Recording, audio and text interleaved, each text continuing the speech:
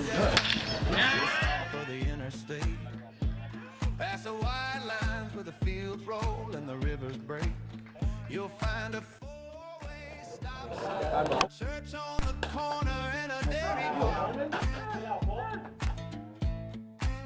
right in the middle of nowhere. It's the middle of everything I know. The dirt that made me Friday night lights, back road crazies, all those prayers from mama that saved me. I'm grateful for the voices that raised me. I owe everything to that hometown, from the front porch view to the red dirt ground. Oh, I'm grateful for the voices that raised me.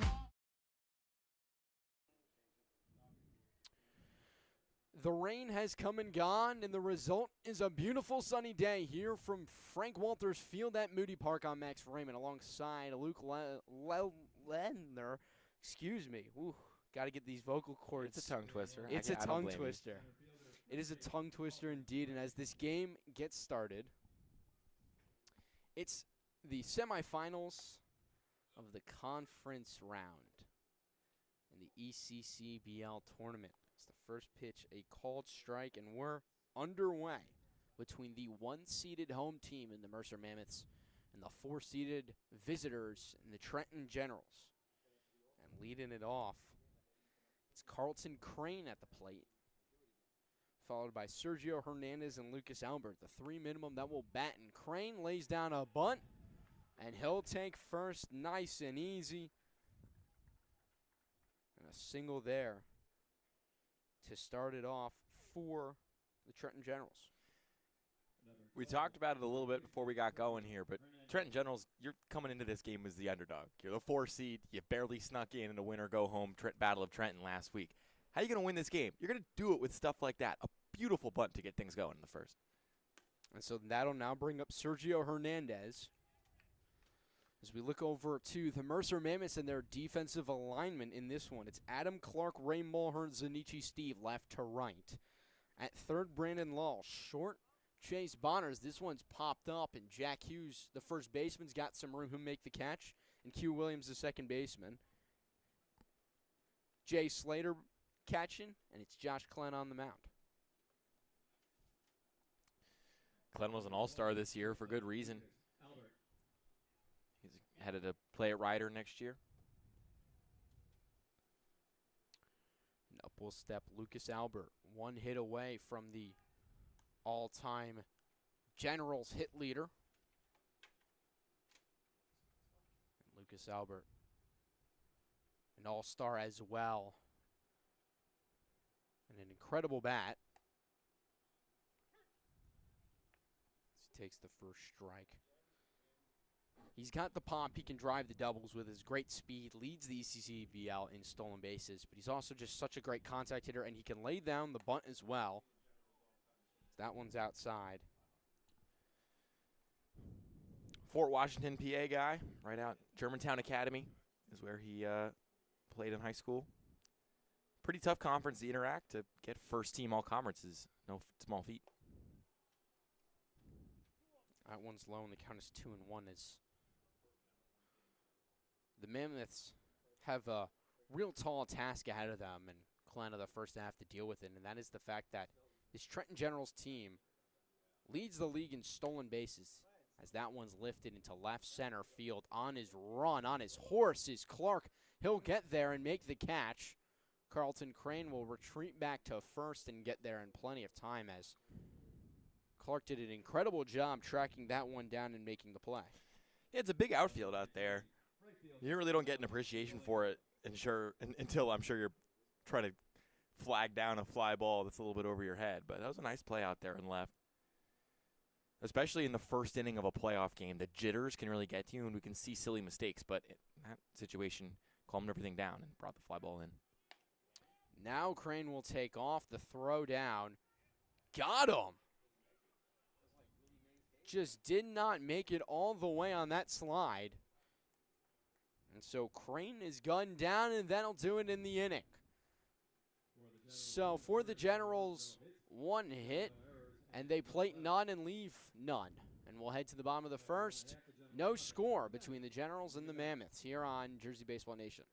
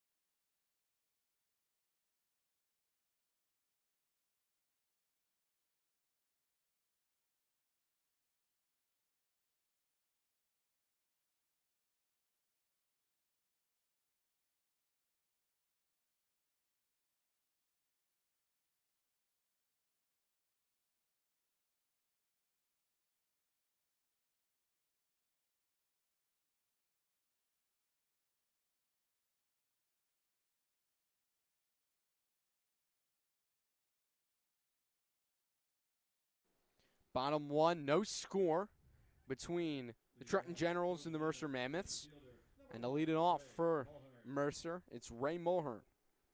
It'll be Ray Mulhern, Q Williams, Jay Slater, the first 3 minimum that'll have to battle against Dan Nafsinger, who's on the mound for the Trenton Generals. And the rest of the lineup, Jack Hughes, Chase Bonner, Buzz Gresh, Brandon Law, Zanichi Steve, and Adam Clark to round it out.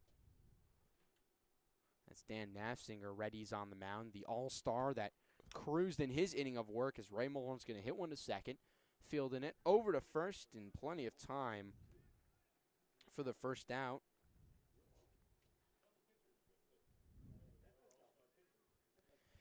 If there's any start you want to have against the top of this Mammoths lineup, a lethal lineup at that, it's a first pitch slow roller to second base off of the bat of Ray Mulhern, who's been just incredible for Mercer for 2 years in a row now. But, you know, out of the frying pan into the fire. Next one in there for a strike. So 2 pitches, 2 strikes, as we'll now get a chance to, well, excuse me, that one's going to be lifted out into right field. It'll dunk in for a base hit. Q Williams is on his horse. He's chugging for second. He'll be in there standing with a double.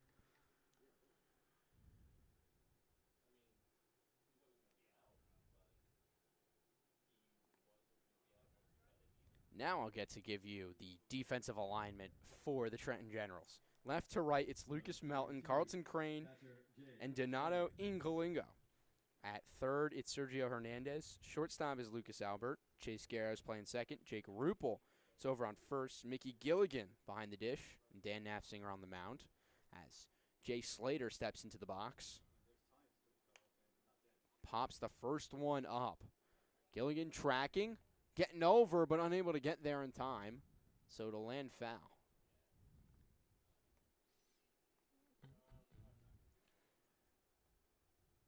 We were talking to Meskill before the game, and he said there was no limits for his staff today. That's the kind of playoff mindset you have. Plus, you got a week off between his last game and this one. And so we'll see how far Nafziger can go. I'm sure in an ideal world he gets you to the 6th or the 7th. I see what you did there. I wasn't even on purpose. I swear to God that was not even on purpose. I don't know. Word to folk.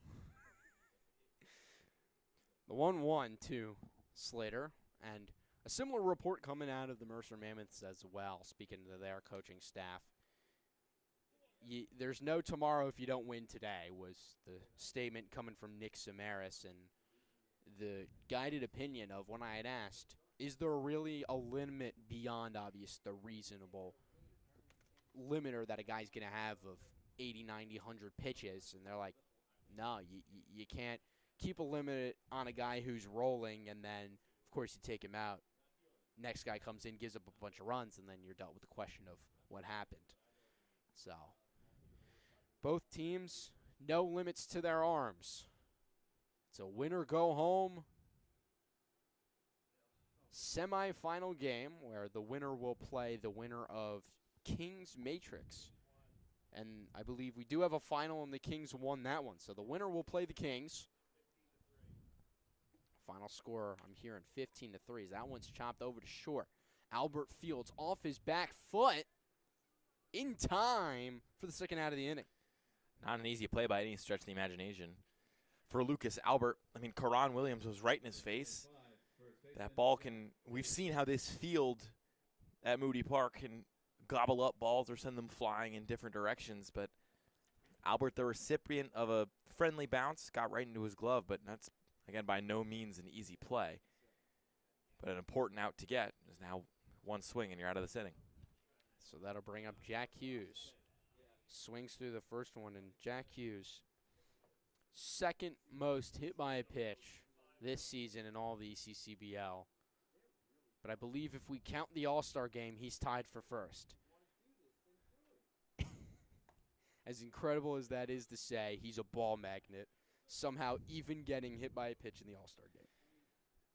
Of all the nicknames in the world that I would not want to be called, I think ball magnet is up there at the top. But we were plunking guys in the All-Star game. That's pretty messed up. Next one in the dirt, and the count is 1-2. And I think the most unfortunate part is that I got to spend some time with the team. This isn't the unfortunate part. I got to spend some time with Hughes and some of the other Mammoths during the home run derby out in left field. And he even brought up the fact that there's a chance he gets hit during the game, as that one's going to be looped over to Garrow at second. He'll flip to first to end the inning to put an end to this. He even brought up the fact that there's a chance, and unfortunately somehow it still happened where he got hit by a pitch. We'll send it to a break when we return. Top of the second, no score between the Mercer Mammoths and the Trenton Generals here on Jersey Baseball Nation.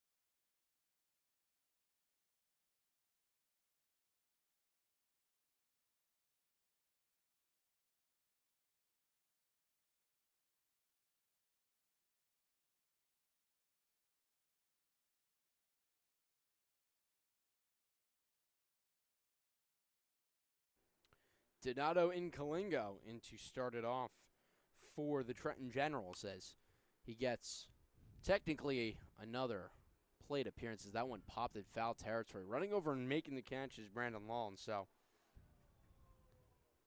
only one pitch that he sees in this at-bat as well as Law chucks the ball into the center field and hears it from the Generals dugout. I talked about in the top of the first, if you want to pull off an upset, laying down perfect bunts is one way to do it. Popping up, foul, and getting out after one swing and one pitch is certainly the opposite end of that spectrum. That one's going to be looped out into center. Ray Mulhern's going to come in on his horse a little bit there and make the catches.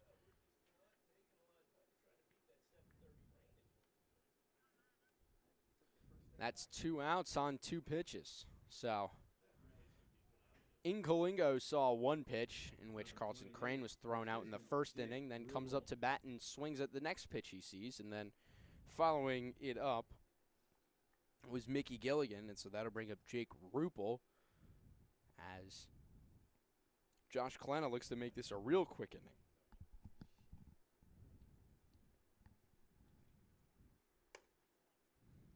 One's upstairs for a ball.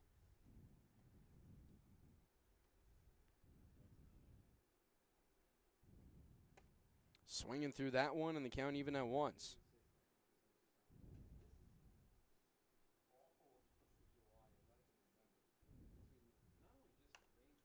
And excuse me, slow roller, but it'll just bounce foul.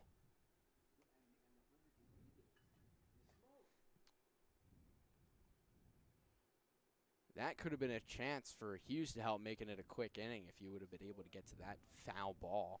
Absolutely. Much faster, as Rupel didn't even realize he really made much contact with it, let alone the fact that it could have stayed fair. He didn't even leave the box. So 1-2. That one's upstairs, 2-2, and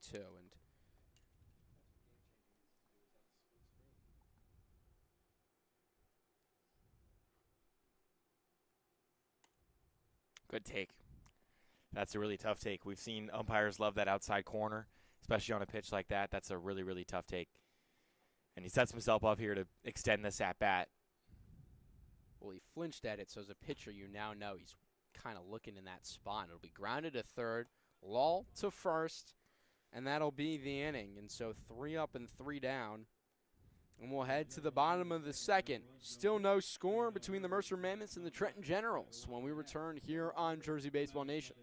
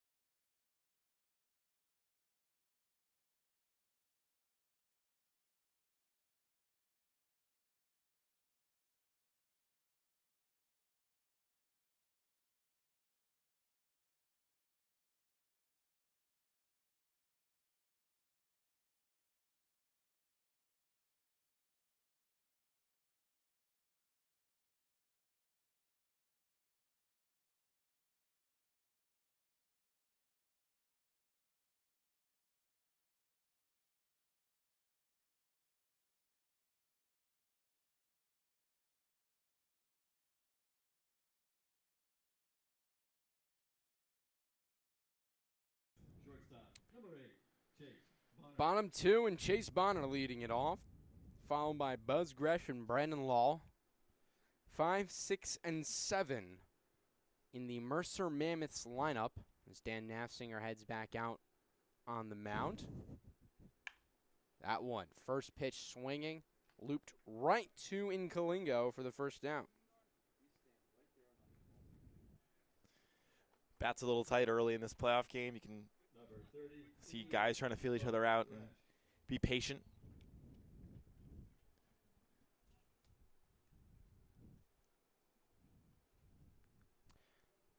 So now up will step Buzz Gresh with 1 out as Nafsinger looks to match Klena in efficiency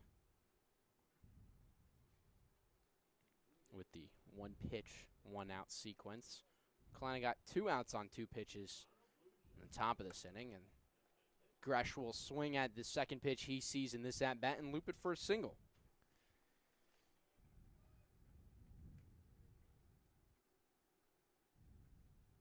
So 1 on, 1 out for Brandon Law.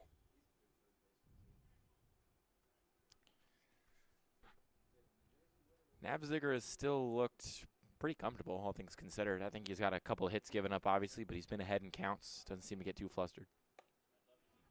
Check swing. Called a strike either way. I mean, this is a Mammoth lineup that led the ECCBL in hits in the regular season by 30. It's a force to be reckoned with, and the most important thing is to not let them chain those hits together. They can hit 9 times over the course of the game if you only let them get 1 hit per inning. And that's the big thing, though, when we spoke to the coaching staff of the Mammoths, though, that they were prioritizing in this game was getting hits. They felt like a lot of times in a lot of games this season, they didn't get the hits. They didn't get the hits early enough or often enough as they feel they should. So that's the real emphasis coming from this Mammoths coaching staff as the count 1-1 and fouling that one off 1-2 as Nafsinger continues to pound the zone with strikes. Stay ahead in counts. No free passes. The most important things to do when you're pitching against a team that's seated higher than you and one of the best offenses in the league. Control what you can control. The 1-2 with 1 gone. A little high. Tried to get him to chase, but Law did not budge, and so the count is now 2-2.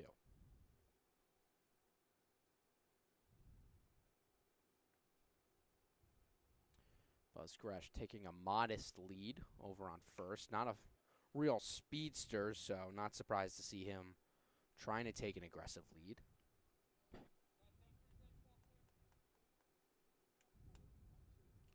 Two and two with 1 gone here in the bottom of the second. Still no score. As that's going to be a ground ball over to second, and Garrow cannot field it, and he loses sight of it. Gresh will round second. He'll head to third, as that'll be an error there by Chase Garrow. That's tough for Chase Garrow. He was looking it in the whole way, took a tough hop right in front of his glove. You still got to haul that one in. He did a really good job in the second inning of getting his full body behind a ground ball. It took such a weird hop. It got over his glove, but because it hit his chest, he gobbled it up and he got the out at first. There, he kind of tried to reach out and pick it, and he paid the price.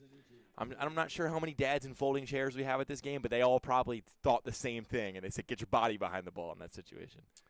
So that'll bring up Zanichi Steve with 2 on and 1 gone.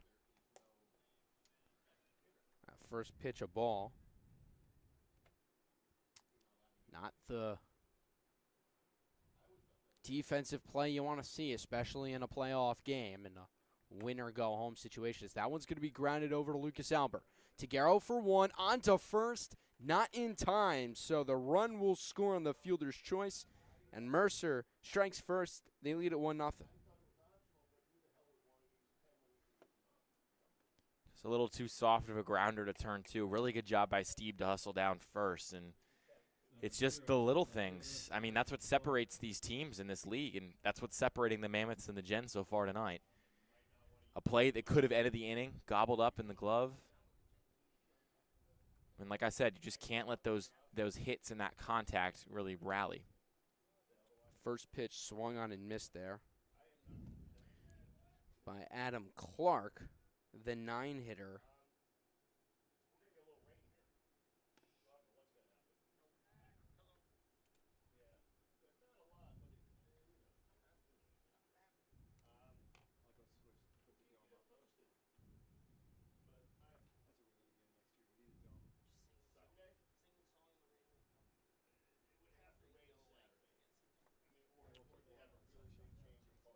A 1 count to Clark. Upstairs, and the count 1-1.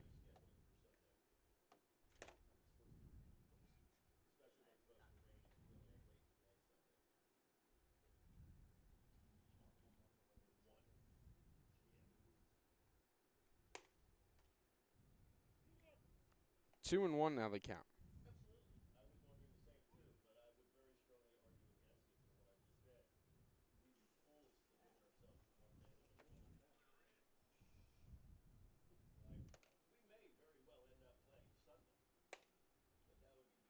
Called strike, and the count now 2-2 with 2 gone.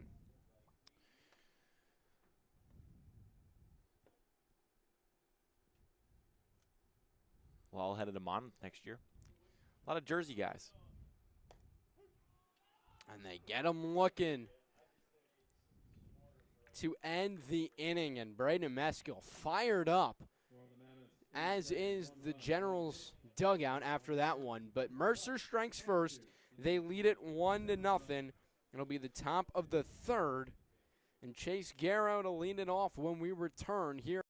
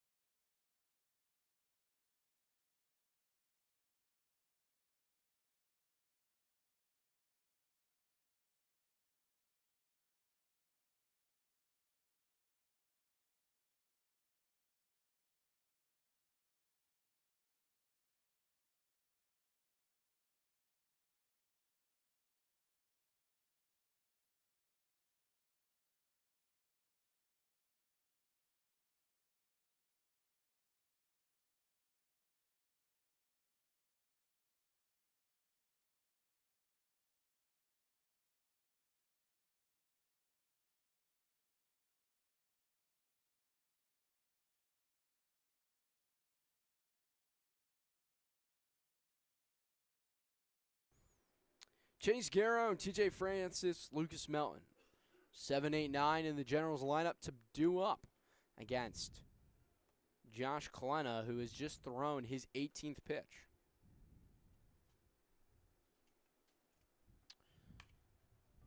Swinging at that one, lifted into left center, and able to make the play there was Adam Clark.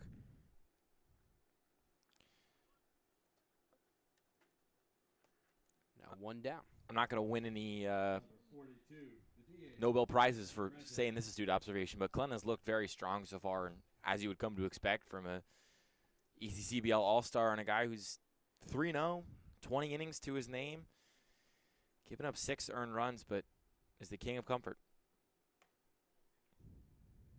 A lot of run on that pitch. That started in the zone and went flying out of it, so 1-0 the count to TJ Francis, the DH today. That's Carlton Crane. He's playing center field where Francis typically resides.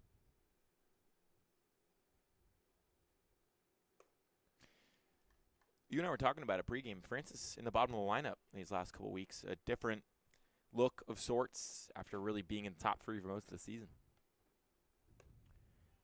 I do not remember being here at Moody Park, me, myself, and seeing him towards the bottom of the lineup. I know, especially the last few weeks, and we've seen sporadically throughout this season him in this situation, but it's not all too often as that one fouled off and is going to get a piece of Jay Slater behind the plate.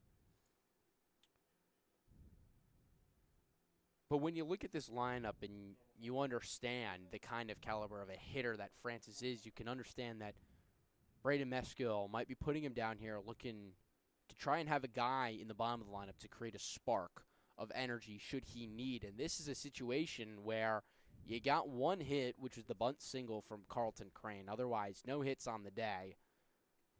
And it's kind of just felt relatively lackluster. So putting a guy like TJ Francis, this is kind of the situation and reasoning for why you have him. Bottom of the lineup, guy who can bring a spark.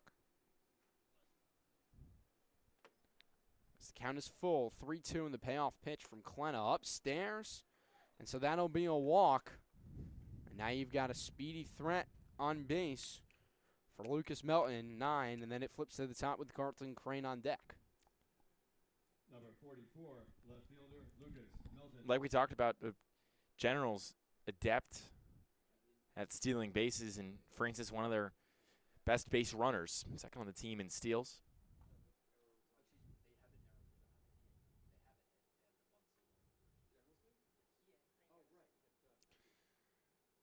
They got that leadoff base runner, kind of did nothing with it, got caught stealing, so we'll see if Francis can improve on that display. Ooh, that was better pickoff attempt, and that might have been risky business for TJ Francis. Francis went for the drop, but didn't propel himself for the dive.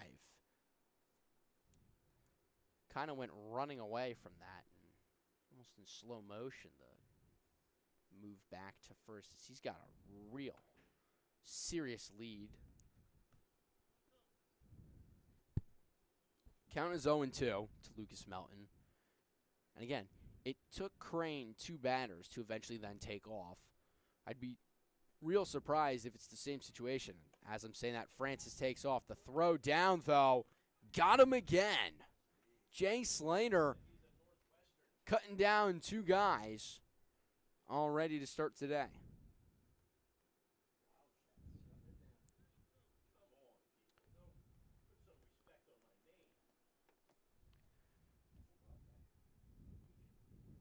We spoke to the Mercer Mammoths coaching staff, and they talked about how Klenna's got a high leg kick as he'll get strike 3 on Melton to end the inning. Klenna's got the high leg kick, but they love Jay Slater behind the dish, and they've got full faith and confidence, and rightfully so.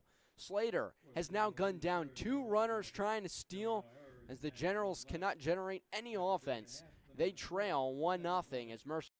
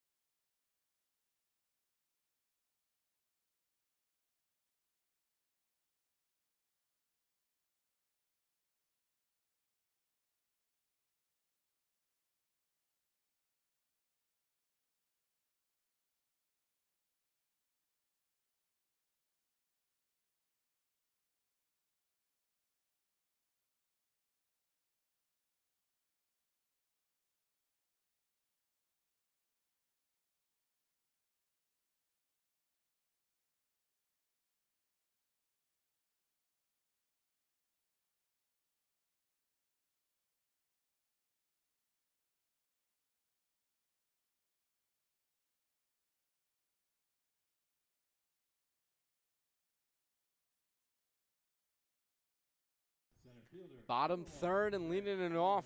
Top of the lineup, Ray Mulhern, Q Williams, Jay Slater. The 3 due up to take battle against Dan Nassinger, who, similarly to Klenna, has been cruising through this one. The one unearned run against him the only mark so far in this game.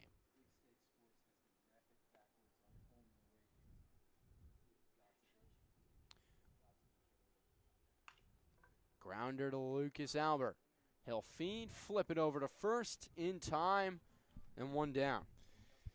What did Albert do there, Max? He put his body behind the ball, and when the ball took a weird hop and kind of got in the heel of his glove, he was right there to support it with his chest, and he got it over to first in time. It's tough, really, to get to these balls so quickly, especially when they can be sped up or slowed down depending on what part of the field they hit. But that is an essential part of fielding at this park.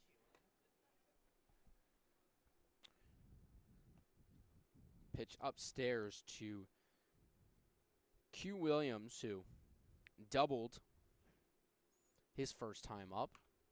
Check swing, excuse me, slow roller. Fielded by Rupel, flip to Nafziger, who wins the foot race for out number 2.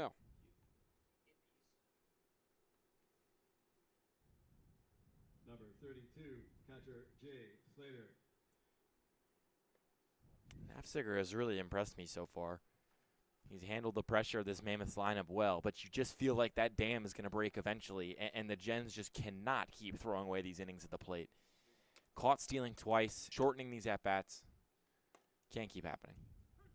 And this is a guy that can definitely flip a game on its head in Jay Slater.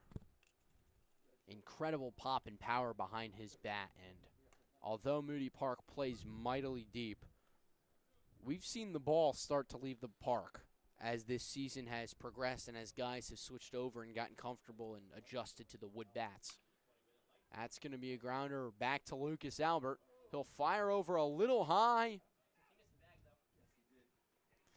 Got it to Rupel, but both Rupel and Slater missed the bag, so Rupel will get back and tag it first, and so that'll be out number 3, eventually made, to end the inning. So end of 3, no runs, no hits, no runners left on base, and no errors. We'll head to the top of the 4th. 1-0 Mercer when we return here on Jersey Base.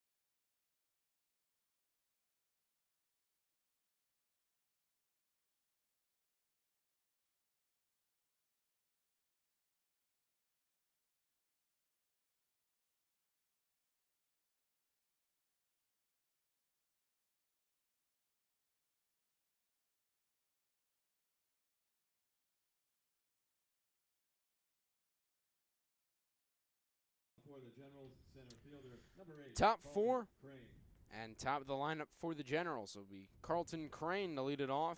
Got a bunt single and then was caught stealing back in the first.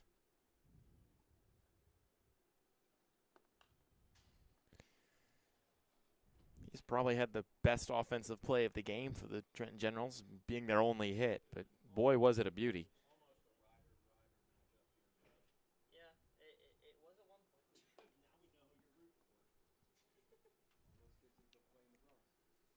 As that pitch was thrown back into the outfield, thankfully, for Mercer. Nobody was on base. As Slater just completely airmails Kalena. Count 1-1. To Carlton Crane, showing no sign of bunting in this at-bat. Checks at that one. And You can hear the entire dugout is dialed in. We have heard them throughout the game. Definitely can't say the Generals aren't locked in, dialed into this one, as that one's going to be fouled off. And they get it from their coach. I mean, Meskill over there was doing his best umpire impression, was waving the arms, said he was good on that check swing. I mean, it's that kind of culture that has helped them in a lot of close games this year. Staying locked in those final frames is one of the big reasons they made the playoffs in year one under Braden Meskill. That one's going to be chopped over to Hugh Williams at second. To first, and Jack Hughes receiving the throw for the first down of the inning. Number 12, third baseman Sergio Hernandez. So that'll bring up Sergio Hernandez. Hernandez popped out to Hughes last time up.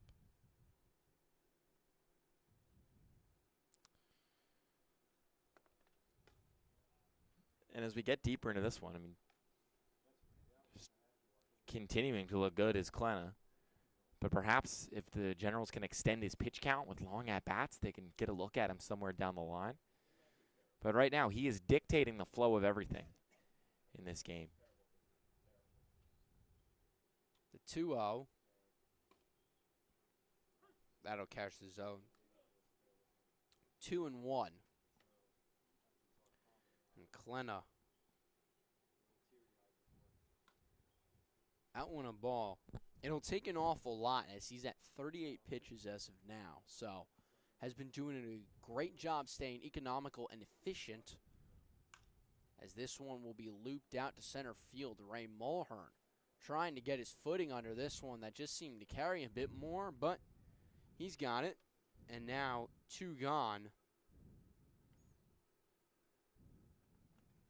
And it'll bring up Lucas Albert, another threat to bunt, and we'll see if Wall, he does wisely come up on the grass, anticipating the potential bunt that Albert could choose to use at his disposal. 2 outs, nobody on, and Trenton trailing Mercer 1-0 here in the semi-final round of the conference portion of this ECCBL tournament. The winner will play the Kings of South Jersey in what is the conference final to dictate the winner of the Liberty Division. As the count is 2-1, and the winner of that matchup will then go on to the finals, which is currently slated for Saturday in Quakertown. You guys were out at Quakertown last weekend. First time seeing the park. What'd you think? It's nice. It is a nice ballpark. The wood fence is something that I'm not all too familiar with, coming from a primarily chain-linked fence kind of guy. It eats up the ball. I'll tell you that. It does. really does. Anything off the wall just dies right at the wall. And anything to center, just like here in Moody Park, just does not go. Although it is 10 feet shorter there in Quakertown than it is here in Moody Park to dead center, the ball just does not travel out to center field. But all in all, it's they've got beautiful stands. Yeah. The press Nice box concrete. is small. Press box is pretty small. It's small, but all things considered, it is a gorgeous ballpark. And folks at home, you should definitely join us if you are able to for what should be a fun championship weekend. That keep an eye out on the socials and the website. Currently slated for Saturday. Heard some murmurs and terrible rumors of rain, which don't like the sound of that. But 1-1 to Inkalingo. As Albert worked the walk. And now Inkalingo ahead in the count 2-1, so starting to work the count. Extend these at-bats. Braden Meskill, head coach at Trenton, mentioned he thinks Inkalingo could go yard. That one up and in as Albert takes off, and he's going to be in there safely. So finally, Trenton's able to steal a bag off Jay Slater. And it took a real awkward slide from Lucas Albert. Happy to see him get up perfectly fine. As kind of did a little breakdance, spinning on your knees move to get around that tag. Just like that, one swing, and this game could be tied. Pitch upstairs, and so another walk and a potential rally could be starting with the infamous Mickey Gilligan now stepping up to the plate. Number 18, catcher Mickey Gilligan. That just shows you how quickly games can turn. 2 walks, all of a sudden you're behind a little bit in the count, and behind a little bit in your pitch count, and your confidence wavers. It's that simple.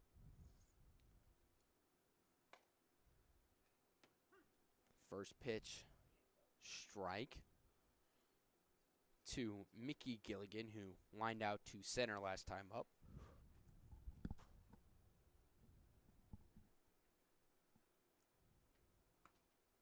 Next one almost got him, but he's able to get out of the way, and the count will even at 1. So 1-1 count.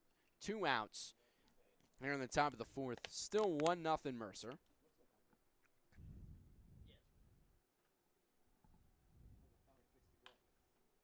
As that one, hot shot, but Hughes is able to make the play and take it himself to end what could have been a bit of a rally. So in the inning, no runs, no hits, no errors, 2 men left on base, and we'll head to the bottom of the 4th with Mercer still leading it 1-0 here on Jersey Baseball Nation.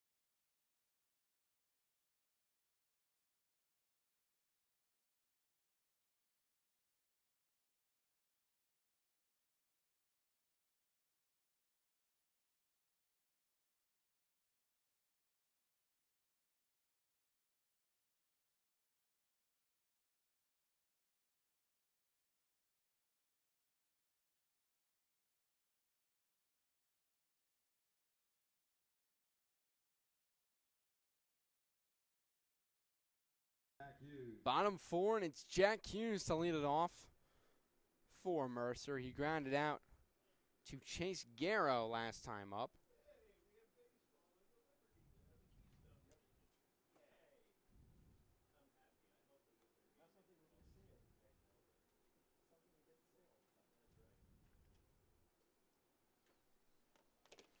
Hughes, one of those scary bats in this Mammoths lineup. Shares a name with New Jersey Devils star, which I'm sure you guys have talked about a lot this year. We got a lot of use out of that last year.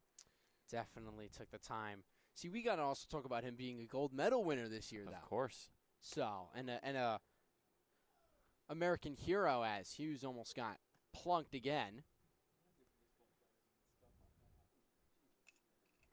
But once again, unfortunately, no Tate McRae. Sad day. We've all been there. Rather sad. as he'll loop that one into center field. Carlton Crane on his horse, but can't get to that one, so it'll be a base hit. Good job by Crane to not let that get past him. He came in really aggressively and did not really break down in front of that ball. And that could have been disastrous, extra bases with nobody gone. But regardless, again, I'm not too concerned by how Nafsinger's been pitching if I'm head coach Braden Meskill. He's let up a couple singles here and there, sure, but his command seems to be on par. And he's dealing with the best lineup in the league. Dealing with the best lineup in the league, thrown 40 pitches and held them to now 3 hits and 1 unearned run. So that one's in there for a strike. And the count evens at 1-1. He's been doing his job. He's done everything he's had to do. He's fielded his position rather nicely. And he's been throwing strikes and challenging these hitters to have to swing the bat and put the ball in play. As he's once again ahead in the count 1-2. And he's allowed those 3 hits like you mentioned, but he's navigated traffic pretty well. He's really good with the bases empty this year. Batting average is 195 allowed. That jumps up to 300 when there's runners on the bases. But so far, he's done pretty well with traffic around him. He'll get Chase Bonner to swing and miss for out number 1. So that'll bring up Buzz Gresh. Gresh singled, then reached third on an error by Garrow, and then came around to score on the fielder's choice when the ball was hit by Zenichi Steve. So 1 gone, 1 on, and a 1-0 lead. As the first pitch is a ball upstairs.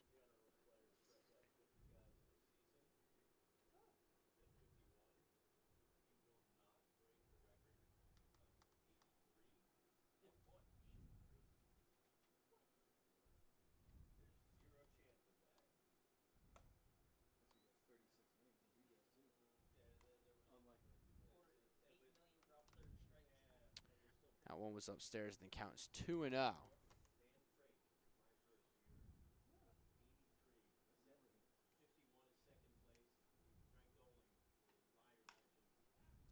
That one's going to be lifted out to left center and deep and getting down in the gap and in a roll to the wall. Jack Hughes is getting rounded around third as the throw is going to be cut off. It was going into third. And so Hughes will come around to score as Buzz Gresh has got himself an RBI double. And Mercer takes a 2-0 lead. The inevitability of a lineup as good as this. They're going to get back-to-back hits at some point. You just got to hope one of them isn't for extra bases, and that was not on the Generals' side. The Mammoths, again, showing why they've been so good this year. There might have been a play at home there had that throw been cut off at the top of the diamond, but they let it get all the way to third, and that really gave Hughes the real estate to get home safely. Could have been a lot closer, but it wasn't, and just like that, it's 2-0.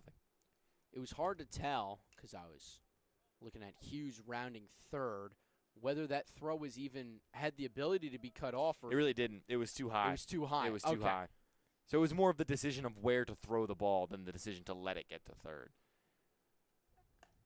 And so that then continues to bring up the question of decision-making out there in the outfield. Mm-hmm. It's tough to be perfect. By no means is that a horrible play or anything that coaches should get on him too much for. But it's just those little things on the margins that can decide games. That's why you got to hit your cutoff, man. He just hit the wrong one. Well, that's not technically his. First base would be the cutoff guy. You're right. But, yes, looking in different spots, is that one will be lifted out into left field. Drifting is Lucas Melton. He'll eventually get there. Drifted a long way. A slow little side crab walk to catch that fly ball for out number 2. Wind's going out that way, so makes sense the ball carried a little bit. But we've kind of been bracing for incoming inclement weather. We'll see if it hits. But the wind isn't swirling as much as one might expect. It hasn't picked up in ways that it typically does when rain is inbound. As that'll bring up Zenichi Steve, who's 0 for 1. typically you do see the winds start to pick up. The sky gets a bit darker. Hasn't really done either of those. So, holding on. That one's in there for a called strike.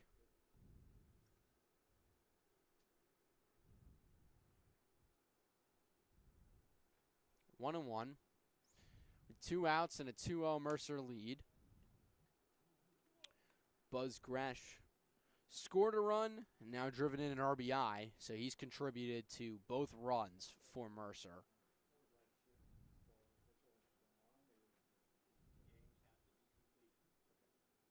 And Gresh is one of those guys that, when you look across, and this is something you can look across all sports as, he's not a top of the list, A-lister kind of name that you'll think on a team as one of the standout guys. But he's always one of those, he's one of those players that every team has it. When you think of the true diehard fan, will remember, remember that guy when he produced, when he came in the clutch, when he contributed in this moment or that moment. You know, as a Yankee fan, I can bring up Greg Bird against the Cleveland Indians at the time as just kind of a name, or Didi Gregorius, just guys that weren't, top of the list, but produced when needed. And Buzz Gresh is just one of those guys.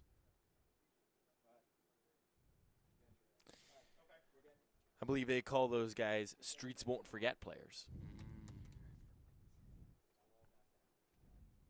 As officials asking for lights to be put on. I'm not that old, but I do greatly appreciate the effort to put the lights on. It was getting a little bit hazy out there in the outfield for me because I got to look through 2 windows right now, and you got a pretty clear view.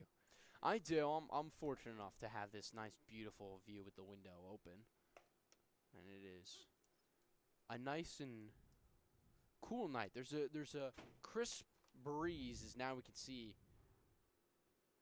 the flag out in center field start to pick up a little bit. As that one's going to be lined right to Lucas Albert, who will make the play to end the inning. For the Mammoths in the fourth, 1 run on 2. So the Mammoths get a run on 2 hits, no errors and 2 left. And that's the end of 4 innings of play. Mercer leads Trenton 2-0.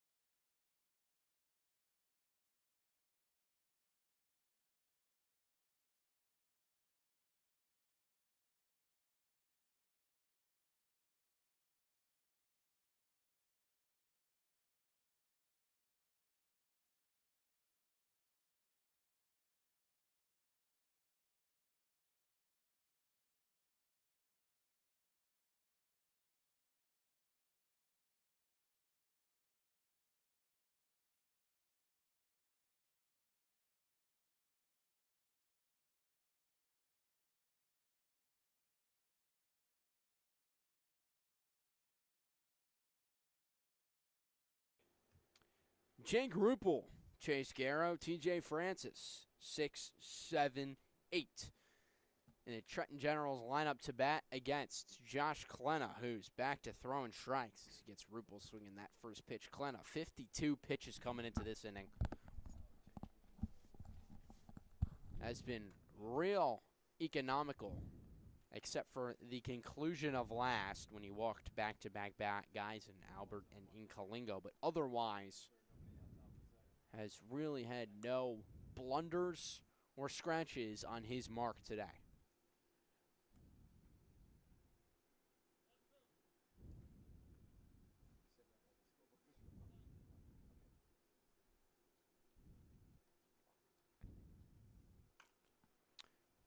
Slow roller hops right over Klena. Q Williams is able to get there, and a great scoop by Jack Hughes will record the first down of the inning. Number 27, second baseman. You wonder how deep into this game Klena's going to go. I mean, he's looks entirely in control through 4. That doesn't necessarily shut down the possibility of pulling him slightly early. We'll see if the impending weather has anything to do with his disposal. That one lifted up. Shallow left field. No one can figure out where it's going to end up. It'll dunk in for a base hit as Chase Bonner was all sorts of twisted between finding that ball and figuring out where his teammate was. I mean, about 10 minutes ago, you and I looked at each other and said, the wind is not swirling that much. But boy, is the wind swirling now. That's one that Mother Nature just took over. And Bonner just couldn't really track it down. Good thing he didn't get plunked in the head. I had made a minor note at the end of the last half inning of how the wind is picked up, as this one's going to get popped up. Jay Slater is going to chuck away the mask and find that one for out number 2. TJ Francis did such a good job drawing a long walk in his last at-bat as a part of the bottom of the order. Pops out to the catcher on one swing in his next at-bat. Inconsistencies like that can be the peril of this Gens lineup that really needs a spark. When I talked about it, I thought that Francis could be that spark, but wasn't able to make the play there.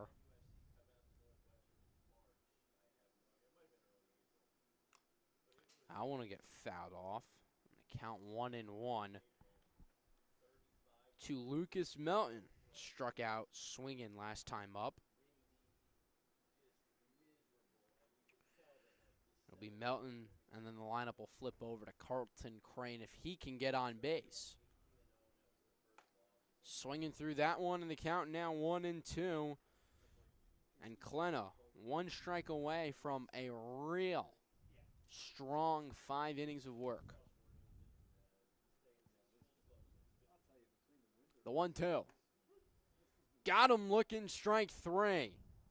And Josh Klena is cruising. 62 pitches, a 10-pitch inning. And 62 is all he's needed to get through 5 innings of no-run baseball. Mercer will come up to bat with Ray Mulhern when we return in the bottom of the 5th here on Jersey Baseball Nation.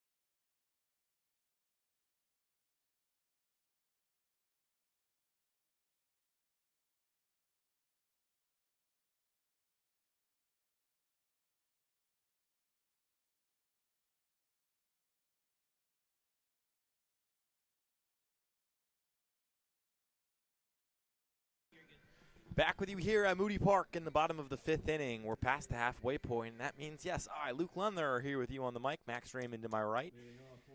Max, it's been a pretty quiet, calm playoff game so far. The chaotic nature of the ECCBL has yet to grab hold. because it's been two pretty good performances by both starting pitchers so far. Still in is Dan Nafziger. He faces off against Ray Mullern in the top of the Mammoths order. First pitch is outside for a ball. Glenna, 5 innings of work for Mercer, only 2 hits allowed. Nafziger, 4 innings so far, 4 hits, 2 runs, 1 earned, 1 unearned. Both pitchers have been dominating today. 1-0, way upstairs. It's a good thing Mullern's not, maybe 6'3". That could have popped him in the head. But it just glided over his helmet. Barely needed to duck. He barely flinched. Sign of a stone-cold killer right there in Ray Mullern. 2 balls and no strikes, nobody on. The Mammoths, the 1 seed in this Liberty division, up 2-0. The pitch. Fastball catches the corner. It's 2-1.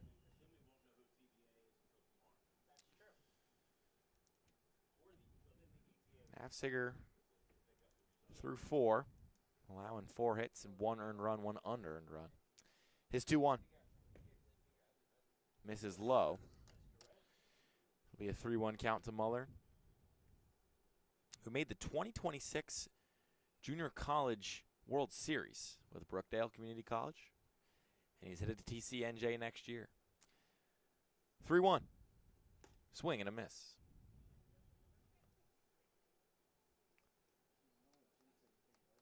Intrigued to see him swing in there, especially being a leadoff guy trying to get on base. The aggressive nature rather than trying to work the count, because Nafzinger's also at 62 pitches now, so not like he's had to work all too much. 3-2 popped up, first base side, into foul territory, sliding over and making the catch for out number 1. Rupel with a nice shuffle and snare there. 3, second baseman Q Williams. This will bring up Q Williams. Just like his top of the lineup running mate Mullern. He's hitless today. I lied. That one swung on deep into right field. Moving over is Inkalingo. He'll make the catch. And there's 2 away.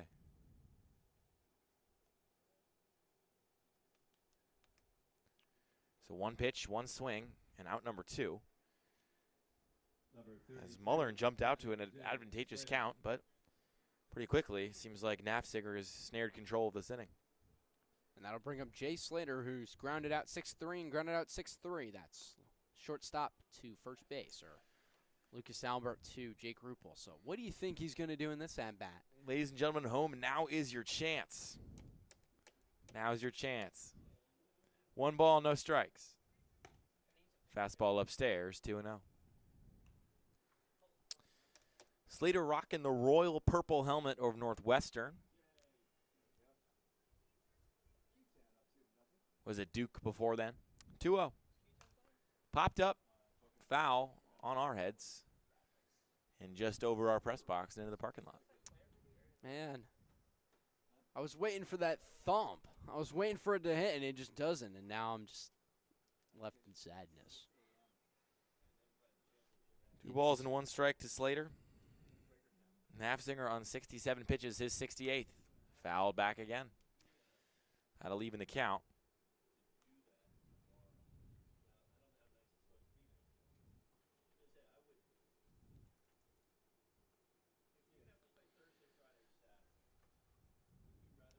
Twos across the board to Slater. Poked foul down the first base line. Slater, an all-star, home run derby participant. Fighting to stay alive here in the bottom of the 5th with his team up 2-0. And 2 balls, 2 strikes, and 2 outs on the board. The pitch. Line into left, hustling over is Melton, but he squares it up and makes the catch. And the side is retired. No runs, no hits, no men left. Nafziger gets through 5. We'll see if he's out for 6. But for now, the Mammoths lead 2-0. The 1 seed up on the 4 seed at Moody.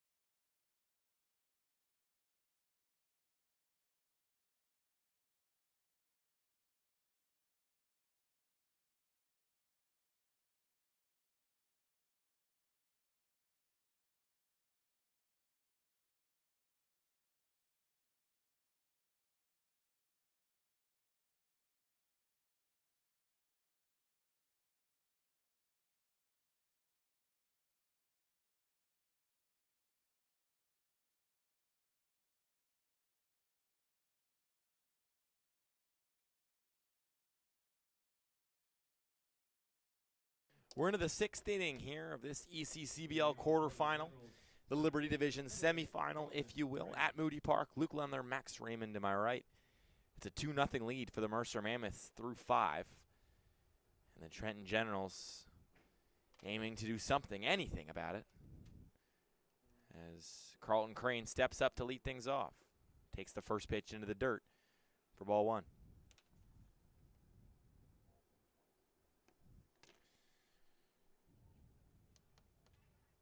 The 1-0. Fastball upstairs. That'll be 2-0. Still out there and throwing is Josh Klena. He looks quite good so far today through 62 pitches. His 63rd.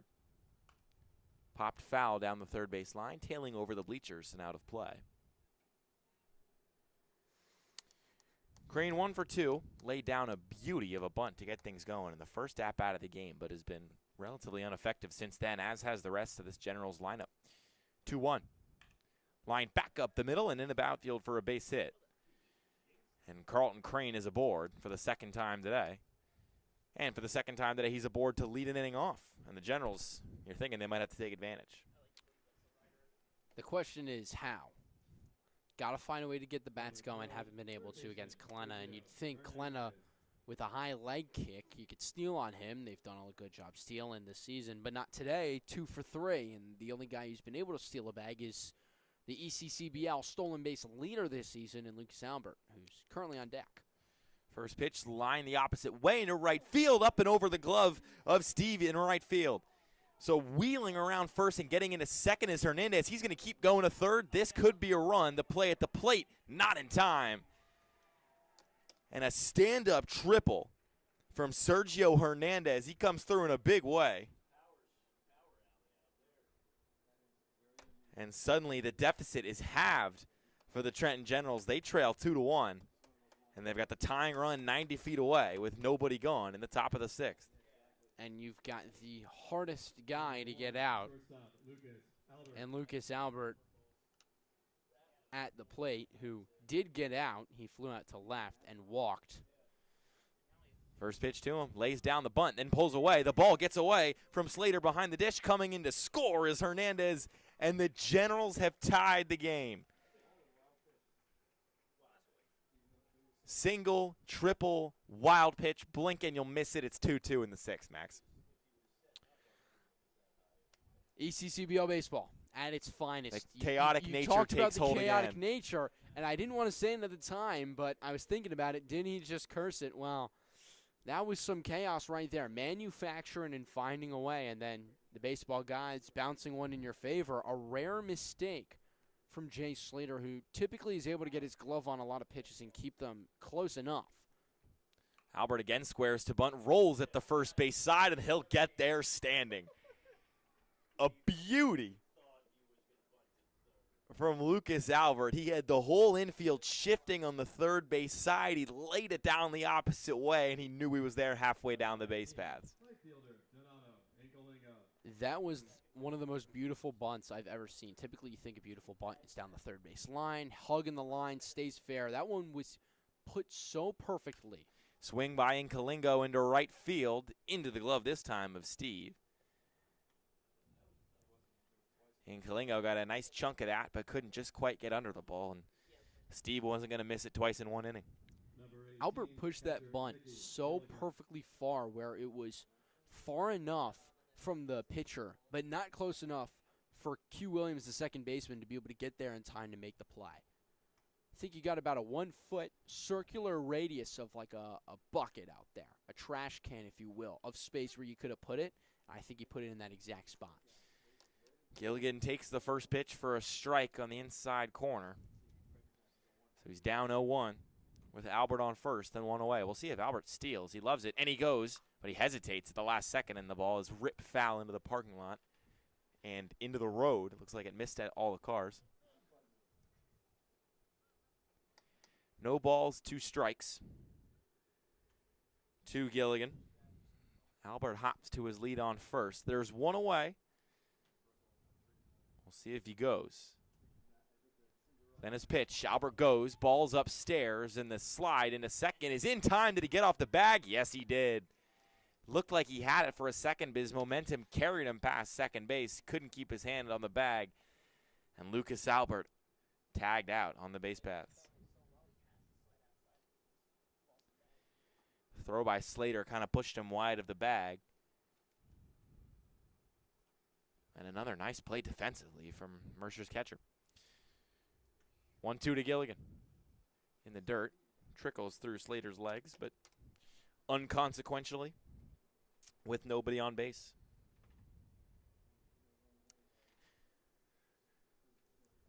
Two balls, 2 strikes, 2 outs. Base is empty. Pitch to Gilligan. Hit high, hanging, hard, and gone!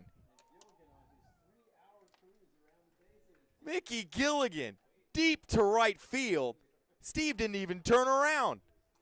And just like that, trailing 2-0 against a pitcher they had shown no life against, the Trenton Generals have taken the lead.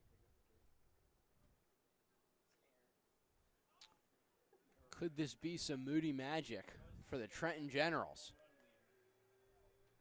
As they've got a little chain and a big old celebration going in that dugout. Mickey Gilligan, his 3rd game of the season, his first home run of the season, his first RBI of the season. What a time to come through. And now we take a look into the Mercer Mammoths bullpen and some life going on. So we see a lone man standing in the Generals' pen. Not sure who he is, but no catcher, so you've got to believe that Nassinger's going to be going out there. But it looks to be a lefty in the Mammoths bullpen. We'll figure out and we'll let you lovely folks know who it is when we've got it. Long ways away is that bullpen. 2-1. Fouled the first base side and into the lot.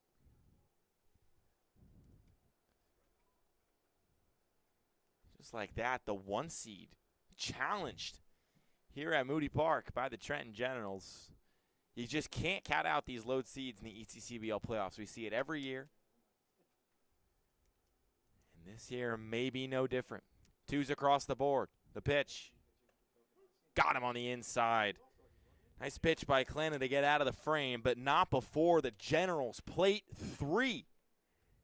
Including a lead-taking home run for Mickey Gilligan, his first of the year. Trenton on top, 3-2 in this ECCBL quarterfinal. Don't go anywhere. We have a thrilling 3 innings to come. We'll be back after this.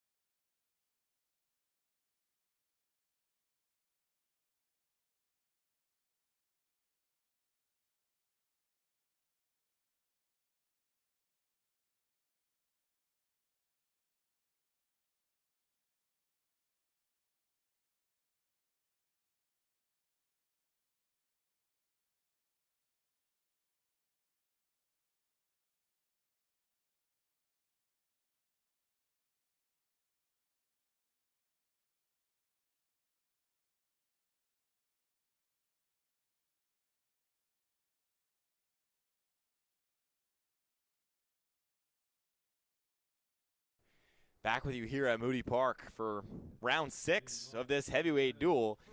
The Generals, after trailing on the scorecards, land a haymaker in the top of the 6th. They lead 3-2 after a 3-run frame, and it's still on the right arm of Dan Nafziger. here in the bottom of the 6th, and the Mercer Mammoths lineup, best in the ECCBL, trying to do damage, and they get some right away as that one's lined in the left field and down. This will be extra bases, could be extra bases standing.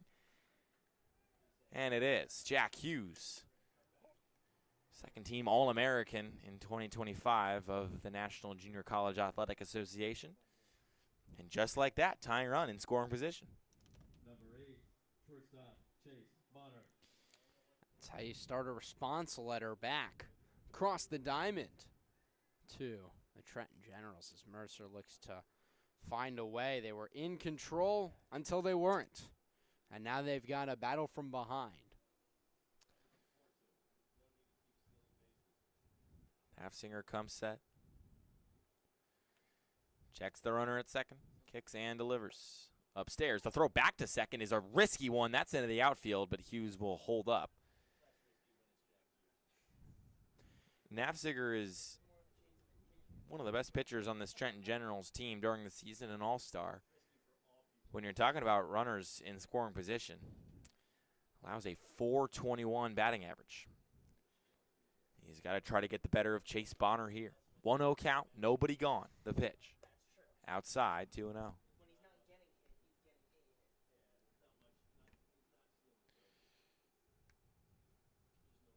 Bonner back-to-back Division Player of the Years for Soul Patriot in high school. 2-0. Popped up, left side. Sliding over is Melton. The ball's carrying slightly, but he makes the catch on his heels. That wind is going straight from right to left field. That makes the no-doubter in the last inning to the right field bullpen even more impressive. Number 30, the DH, Buzz Gresh.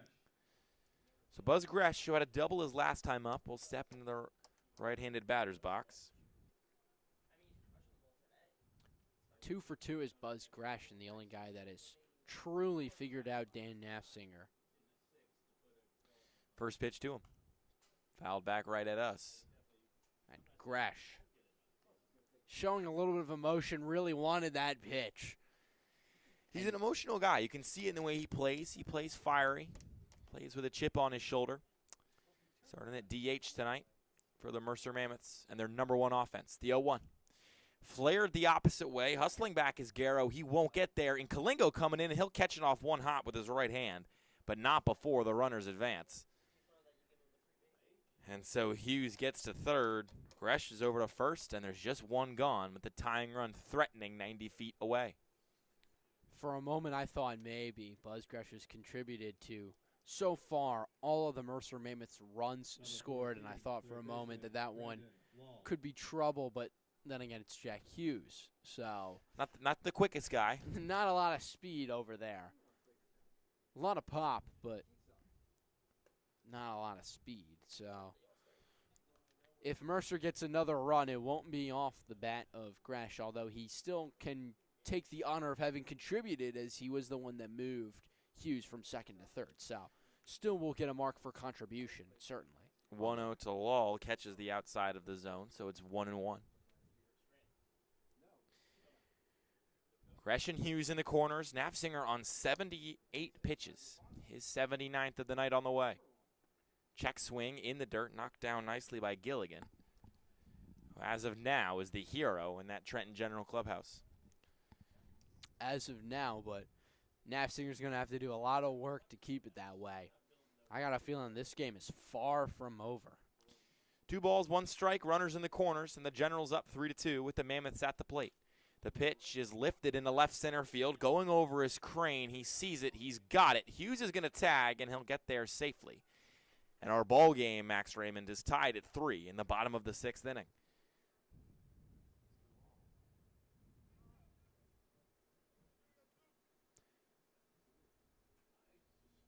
Number 7, right fielder, Zanichi, Steve. And it looks like some light tossing going on in the Generals bullpen, as Nafsinger's now hit 80 pitches through 5 2/3 work. So that'll bring up Zanichi Steve. Steve, the subject of a tough play in right last inning, swings through the first pitch and misses. He's 0 for 1 with a walk. And kind of misjudged a ball in that right field area last inning, seeded a triple that got the Generals their first run. And then on that home run and take the lead, by golly, he didn't even move. He just watched it. He said, this is not my game. I'm letting that go over my head. Sure enough, over the fence. 0-1 to him. Swing and a miss. You'd at least like to see a courtesy jog, typically, but that ball was crushed to the point where I don't even think he really saw it. The way that it was hit so high and so far. 0-2 misses outside. So it's a 1-2 count facing Steve. Gresh hops to his lead over at first. He represents the leading run in the bottom of the sixth. 1 ball, 2 strikes, and 2 outs. The pitch. Fastball outside, got him. And the side is retired. Not before the Mammoths land back with a jab of their own. It's 3-3 heading into the 7th. We got 3 frames in regulation, at least, to the side. This ECCBL quarterfinal at Moody Park. It's Mercer 3, Trenton 3, and the Generals up to bat after this.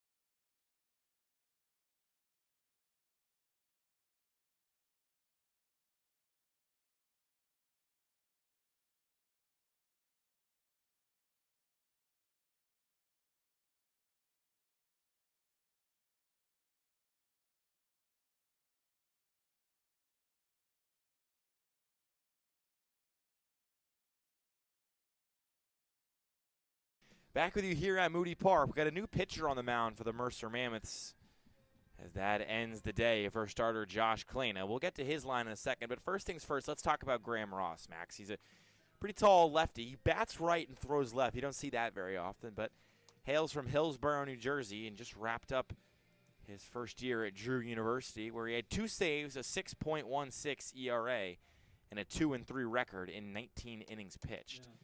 26 strikeouts to 18 walks. And he's in to just try to hold the line and let the Mammoths' #1 offense take over in the bottom of the 7th, the 8th, or even the 9th. But the Generals, the punchy 4 seed, have tied things up 3-3 here in the top of the 7th. And the first pitcher to face Ross will be Chase Garrow. The first pitch to him is a swing and a miss. And for Klena, 6 innings pitched, only 80 pitches, so was relatively solid with his economical action. 6 hits, 3 earned runs, 3 walks, and 3 Ks, no hit batters. 0-1. Laying down the bunt, but rolling it just foul is Garrow. All in all, a solid day for Klena as Garrow on that bunt. Just pushed it. You want to catch it. There's that all-famous social media video of a baseball team practicing, and they're using a lacrosse stick and catching the ball with their bunts. You want to catch it, and Garrow pushed it, and that's why that one rolled foul. So he would be remiss to do that again. Down 0-2 in the count. You never know. Could still. Pitch to him. Swing and a miss on the curve. 1 hitter, 1 strikeout for Graham Ross. He takes advantage of the left-left matchup, and he retires Garrow. So here comes TJ Francis now. You and I have talked at length about his spot in this lineup. He's on the lower half for last couple weeks for the first time all season after really being a top 3 staple in the early weeks of the season. Looking for that bottom of the lineup spark. First pitch to him. Fastball catches the corner of the zone on the outside. So it's 0-1. And if you're looking for that spark in the bottom of the lineup, this is the moment where you want it. A No response balls. to your response. 1 strike to Francis. He loops this into the outfield the opposite way. Williams is coming back, and he makes the over-the-shoulder catch. Lost his lid, but brought in the ball, and there's 2 away in the top of the 7th.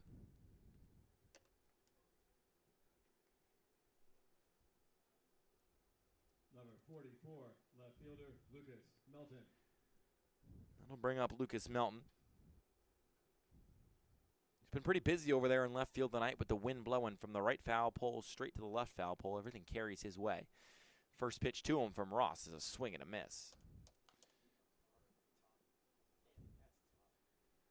Rich Carabelli, the head coach rather, for the Mercer Mammoths, sent in a lefty to face 2 of 3 lefties. 0-1, misses inside.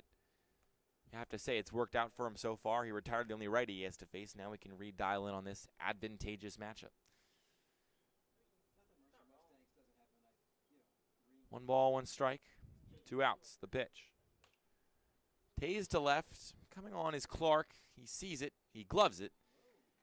Made it a little too hard for himself, perhaps, but he made the play, and the side is retired. No runs, no hits, nobody left. The Generals can't retake the lead, and it's 3-3 heading into the bottom of the 7th. Go ahead and stretch. We'll be right back after this.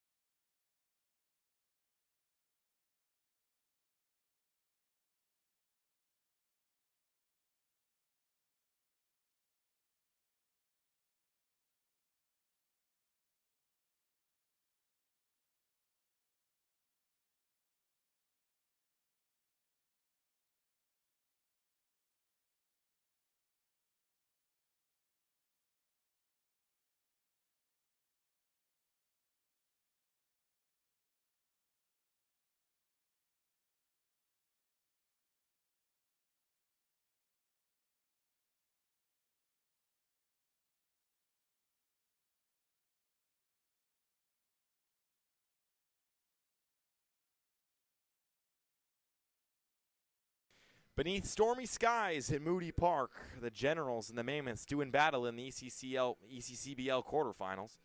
Back out to pitch here in the bottom of the 7th of a 3-3 ball game is General starter Dan Nafziger. What do you make of this decision, Max? Gutsy. But Braden Mesco, I don't quite know if he's a gambling man, but he's got confidence. Nafzinger's first pitch spins in for a called strike. We do have some pen action over there in the General side of things.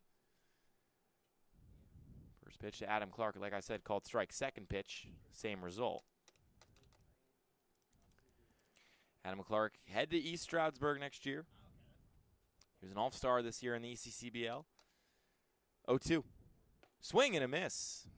Good morning, good afternoon, good night. Dan Nafzinger got every pitch he's trying to throw, and he's throwing it. Number 1, center fielder Ray Mulhern. So the lineup card flips over, and here comes Ray Mulhern. Been at the top of the lineup almost every single game this season.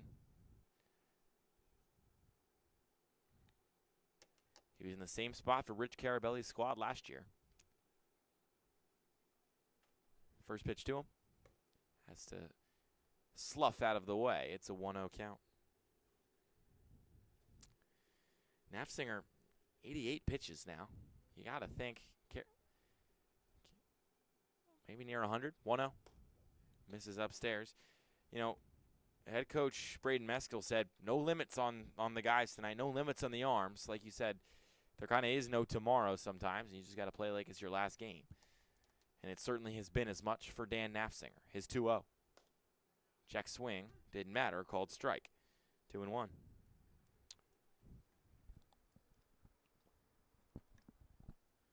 This also really hasn't been the most prolific pitching season for the Generals, with Nafziger really being kind of the best arm. And the way things are looking, with tomorrow being the conference final and then Saturday a relative quick turnaround after. 2-1. Line back right into the glove of Nafziger. Right place, right time. And Dan is the man to get out number 2. The Generals have 2 away in the blink of an eye in the bottom of a 7. It's working out, keeping Nafziger in with how the number of games in few days that are to potentially come. Being able to save as many wings as you can is so incredibly crucial for the Generals. Of course, you're not thinking about that, but it's the perk and benefit of having a guy being able to do so. And again, why not when your arm is cruising in such a way and still throwing strong? But this probably his final is already at 92 pitches. Q Williams had a swing and a miss, so here's pitch number 2. And it misses inside. Looked like he might have stabbed the corner of the zone, but no dice from the umpire. So it's 1-1 against Q Williams, who's 1 for 3. Nafzinger's at 93 pitches. His 94th. Missed just high.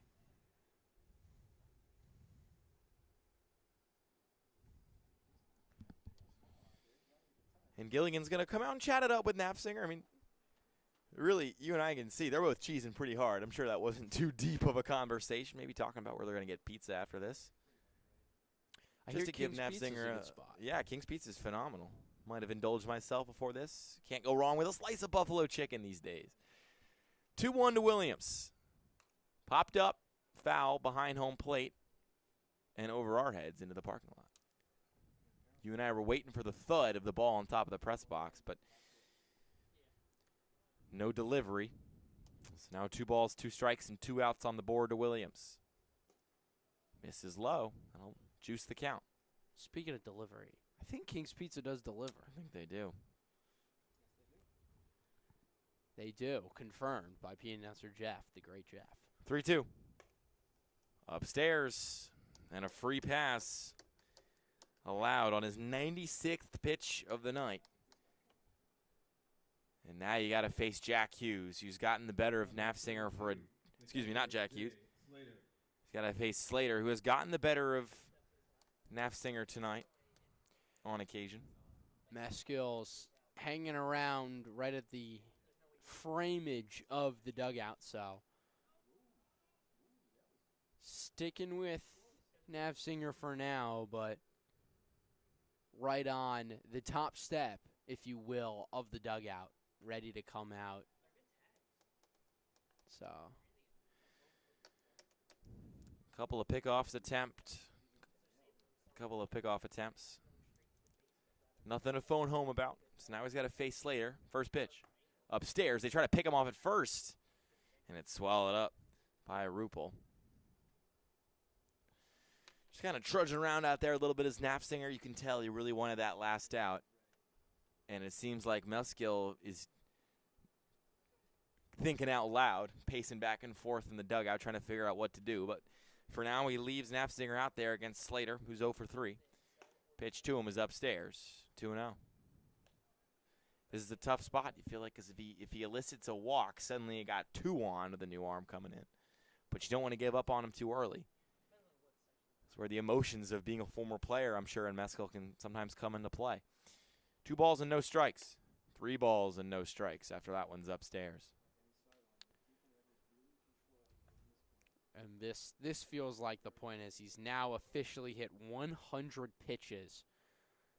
This is most likely Nafzinger's last batter.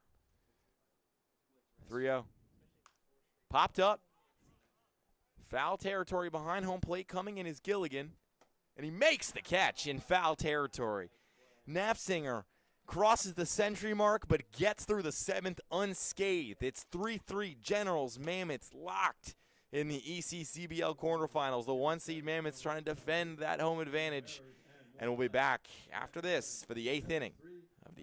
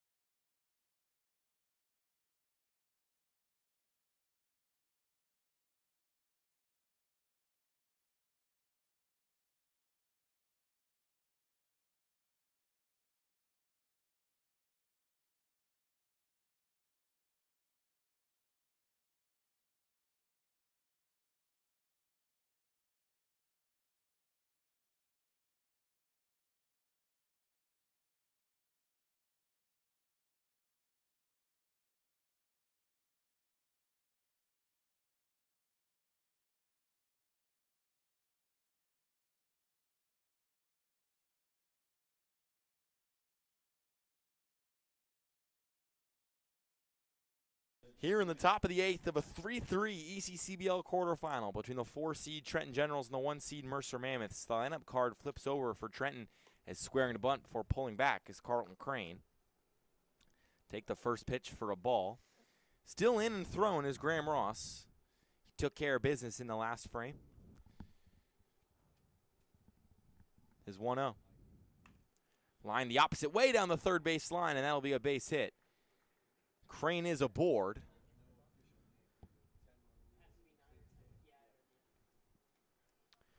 And that is the risk you take by being in at the corners, especially at third base, is not being able to have that time to react. As if Brandon Law was where he normally plays, I think he's got plenty of time to at least dive and knock it down and maybe have a chance with his strong arm.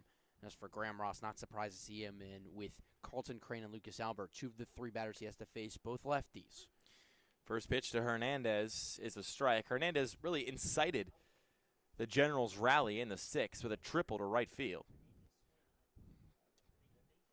Boy, would Coach Meskill want one of those right now. The 0-1. 12-6 curve beautifully drops in to make it 0-2.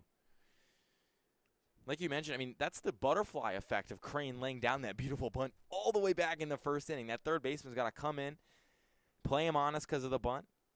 Puts one right past him. 0-2 to Hernandez, but we're going to get a pickoff attempt first. So Ross is on 12 pitches. Hernandez, he's 1 for 3, but he's down in the count 0-2. Ross comes set and delivers.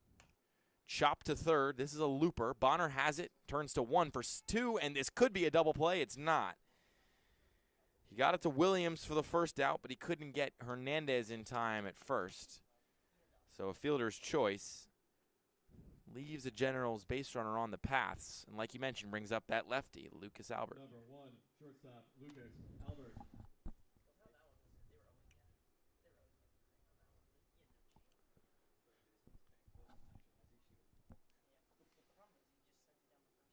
Ross's first pitch to him. Lined up the middle base hit. Hernandez is going to hit the brakes and stop at second. Runners on first and second with 1 out for the Generals here, and Big Donato and Kalingo stepping up. And do.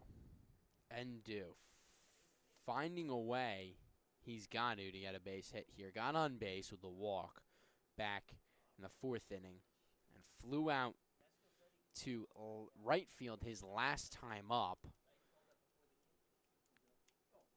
One of the few guys still looking for a hit on this Generals team that has found a way to record 8 total as a team.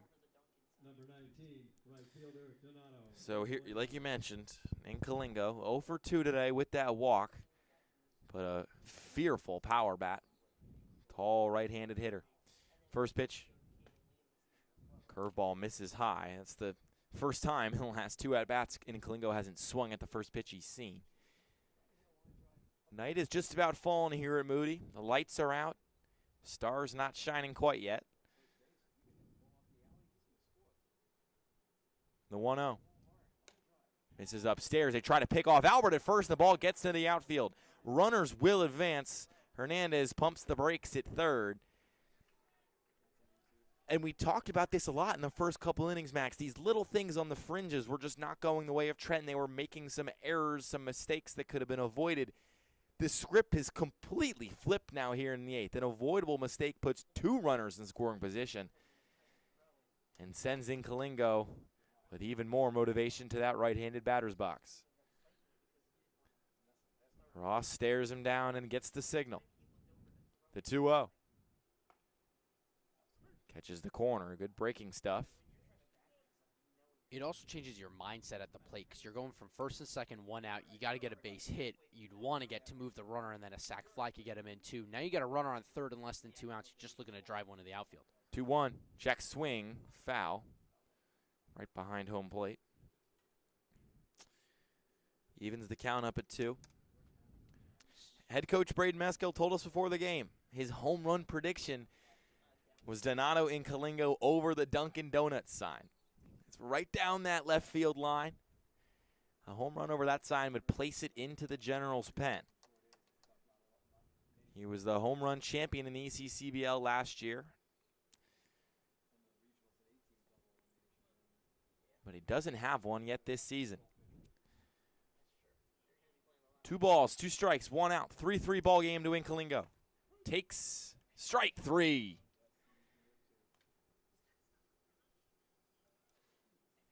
Nice breaking pitch right in the bottom of the zone. Sits in Kalingo down. Catcher Mickey Gilligan. And sends the hero of the last, 2 frames ago, Mickey Gilligan, to the plate. He's already got 1 today. Smoked a no-doubter into right field to tie the game at 3. And Albert on second, Hernandez on third in a 3-3 ball game. The pitch. Outside. If you're in Kalingo, that's the one thing you can't do is strike out looking. You got to at least get the bat off your shoulder, and especially in that situation where, quite frankly, almost any ball to the outfield would most likely score a run and get a runner to third. Gilligan stares down Ross. The 1-0. Swing and a miss. Mickey Gilligan. This is just his 3rd game this season in the ECCBL. He's headed to Rutgers. He committed there long ago.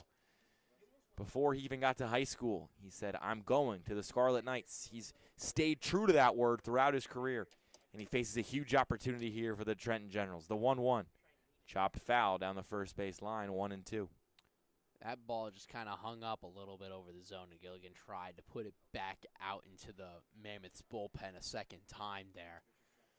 That was his ace swing. That was his home run swing. No doubt about it. He was hunting for blood, and we'll see how he might adjust his approach. Ross is 1-2. Swing and a miss. He got him. Pressure? What pressure? Graham Ross gets through the side. No runs allowed. It's 3-3 heading in the bottom of the 8th. And the Mercer Mammoths' #1 offense is chomping at the bit to take the lead. We'll be back after this.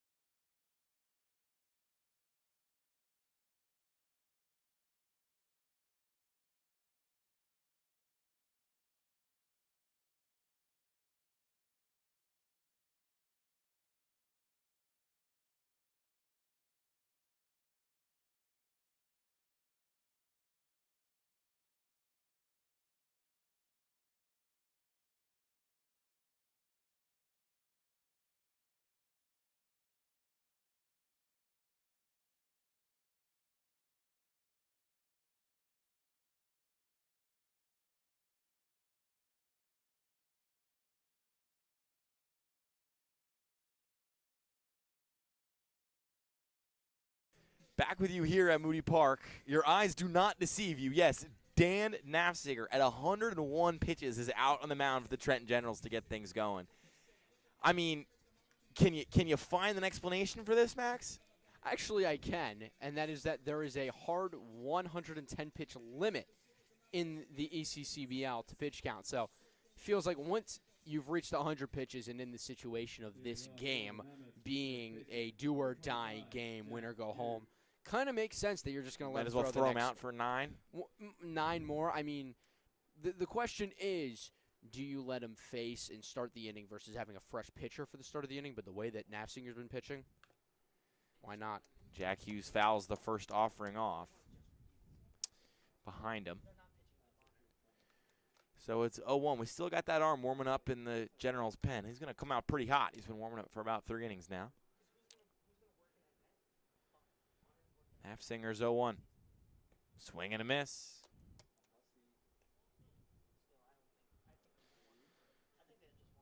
Two earned runs, 1 unearned for Nafzinger today. 6 hits allowed. An error bit him in the butt. 0-2 to Hughes. In the dirt, blocked nicely.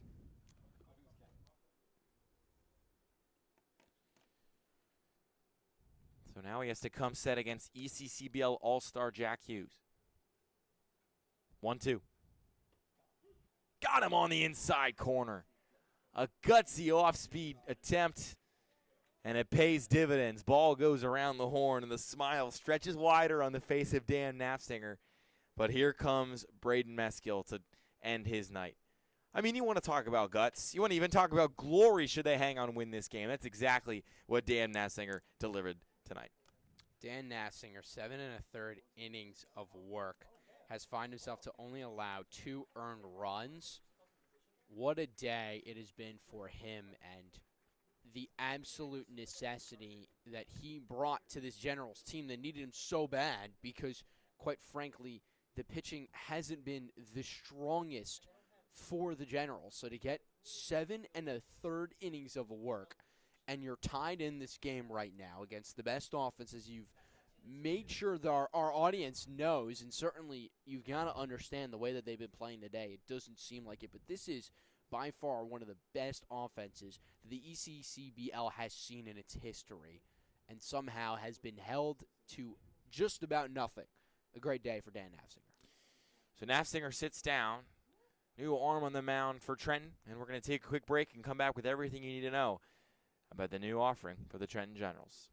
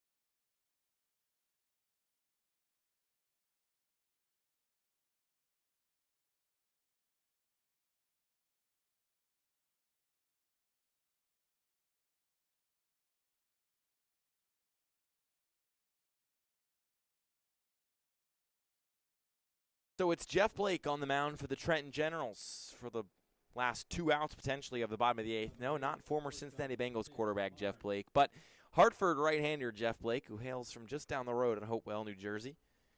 Hopewell Valley High School standout. And he's in a big spot here for Trenton Generals. The pitch. Popped up, foul, the opposite way to the third base line and out of play. Bonner, who is over 3, is trying to make his mark on this one. And it almost, with the way that Chase Bonner's been playing this season, is an if, not when. 0-1. Same result for Bonner. Again, puts it foul behind that third baseline dugout. Blake has had his ups and downs in the ECCBL this season. 7.81 ERA, but he's got 22 strikeouts and 27 innings pitched. He's 2-3, and he's ahead 0-2. The pitch. Opposite way foul. This time a little bit more distance, but never a threat to land. So the lefty, Bonner, trying his hand against the righty Blake.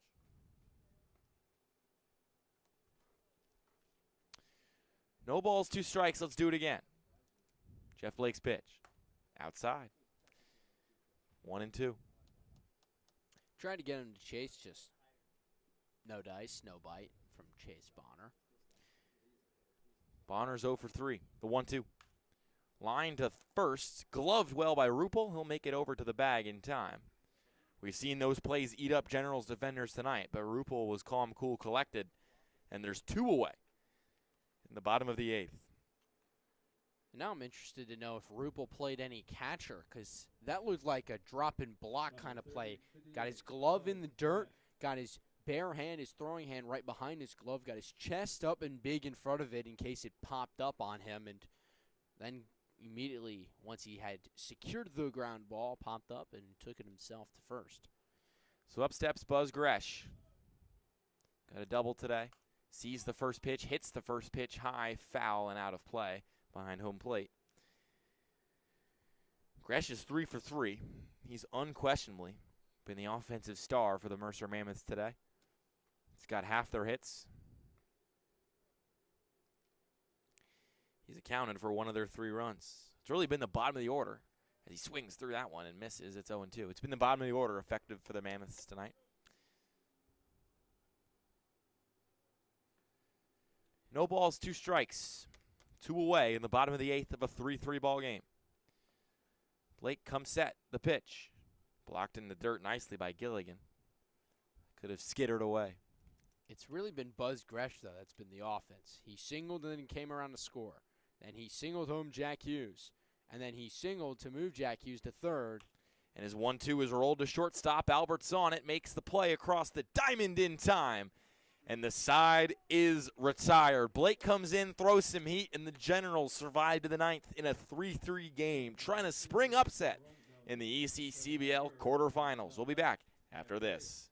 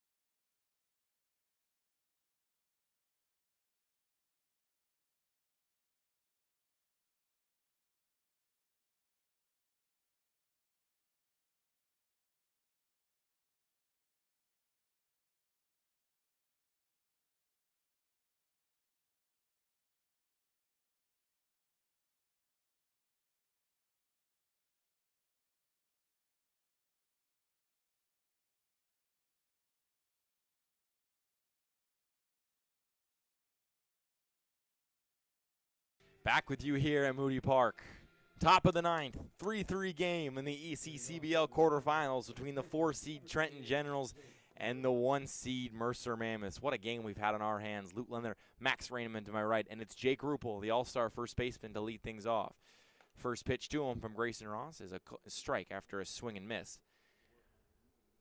And Rupel and this whole Generals lineup throughout this season have clearly been a tight-knit unit. Spurned by first-year head coach Braden Meskill, 0-1. Catches the corner again, 0-2. They've kept games close. They've pulled out games in the end. They've clearly been the better team in the last couple innings of games like this. They're going to have to overcome the ECCBL 1 seed to get an upset win tonight. The 0-2. Swing and a miss. Rupel's retired on 3 pitches.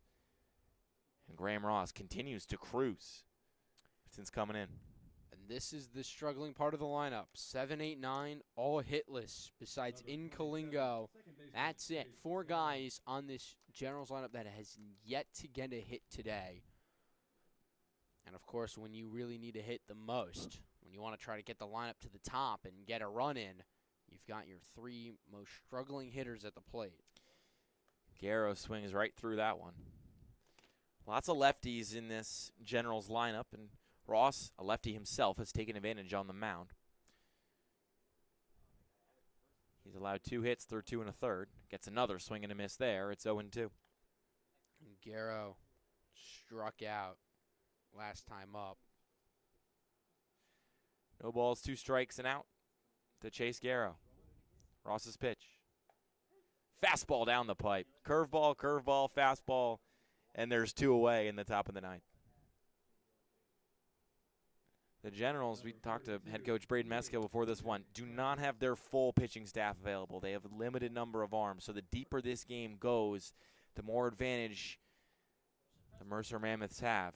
So it's going to be on the Generals to strike first and try to just give themselves the lead by any means necessary. Ross is on 28 pitches. He now faces TJ Francis. First pitch to him. Swing and a miss.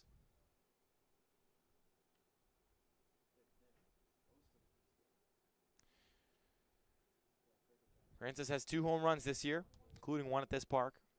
Straightaway center. It's pretty hard to do that, but he did. No balls and a strike to him. The pitch. Outside.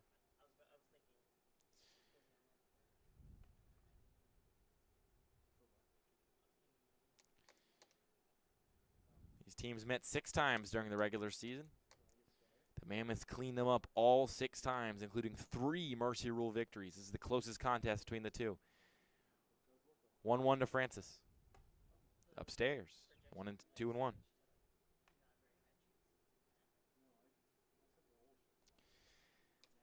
The Mammoths boast the largest roster in the ECCBL. And it's games like this. It's games that go deep when that's really an advantage. Ross is 2-1. Inside on Francis. 2-2. Excuse me, 3-1. Yeah, 3-1, and this is why you got TJ Francis to work counts and to find a way on base with 2 outs. Got to stay alive and try to find a way to score that leading run. Francis is 0 for 2. Faces a 3-1 count. Swing and a miss. Count is full.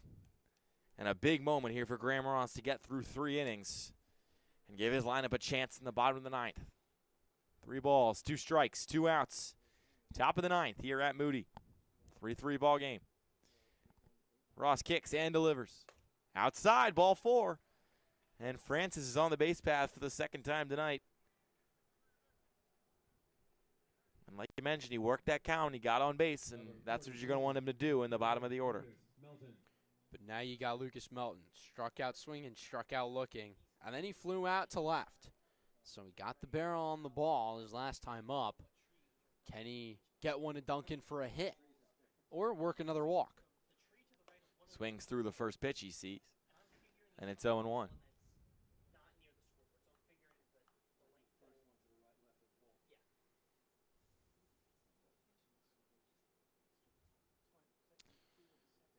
Ross checks the runner and delivers. Upstairs, evens the count at 1. Graham Ross is on 36 pitches. Lucas Melton is 0 for 3. 1 ball, 1 strike, 2 outs. Top of the 9th. He'll check the runner to no avail. And Ross has to be careful with his lead leg to make sure he's stepping towards first base. Because if he's kind of in between, it could be called a balk. 1-1. Misses high. Haven't really seen it here in the ECCBL, but we've seen it across other levels of the pitcher indecision with going to first or home or stepping somewhere in between. 2-1. Misses low. So a 3-1 count for the second consecutive batter. Max, do you swing here, yes or no? No. Got It's got to be a home run pitch. It's got to be a home run pitch. This isn't a straight stop sign, but it's not a blaring green flag. 3-1. Swing and a miss. Got something in the middle of the zone. Just couldn't square it up. 3 balls, 2 strikes, 2 outs. Top of the 9th at Moody Park. We have a 3-3 ball game in the ECCBL quarters. Ross kicks and fires. Runner goes. Swing and a miss. He got him. Graham Ross gets through his 3rd inning in relief. Scoreless. And it'll turn over to the bottom of the 9th for the Mercer Mammoths a chance to walk off the ECCBL quarterfinals. If they don't, we get free baseball here on this Wednesday night. We'll be back after this.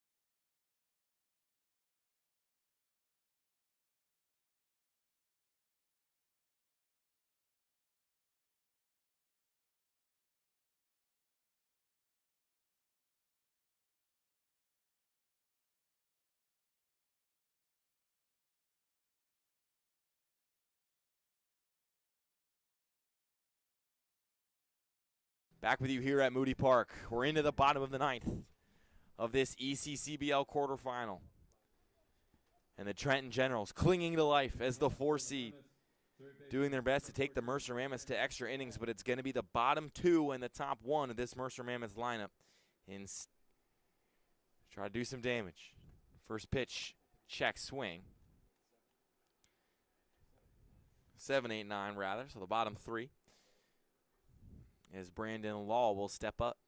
Headed to Monmouth next year. Checks at the 1-0, but it didn't matter. It's a called strike. Brandon Law reached on an error, flew out to left, and then had a sac fly to center. Then it's Zinichi Steve, who had a ground into a fielder's choice, got the RBI, walked, and struck out looking. And then it's... And he struck out swinging. Blake crosses him up on the outside of the plate. As Steve will step up now on the 8th spot. Like we've mentioned, for as much prowess as the top of this Mammoth lineup gets, it's really been the bottom handful of guys. First pitch to Steve, right back where it came from for a base hit.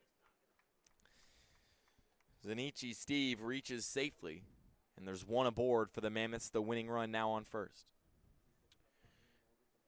It's the bottom of the lineup that is piecing. It's the heart of the lineup that's gotten on. It's the bottom of the lineup that's driven the runs in. And so you've got to think at some point something's got to give. Adam Clark, an all-star this year in the 9-hole, up now. Blake gets a signal and delivers. Fastball low, 1-0. Blake seems so locked in on getting this thing home, you almost feel like Steve could Steele second, standing up. But he picks him off. He tries to, at least, and Steve hustles back. So he must have heard me from all the way out there on the mound.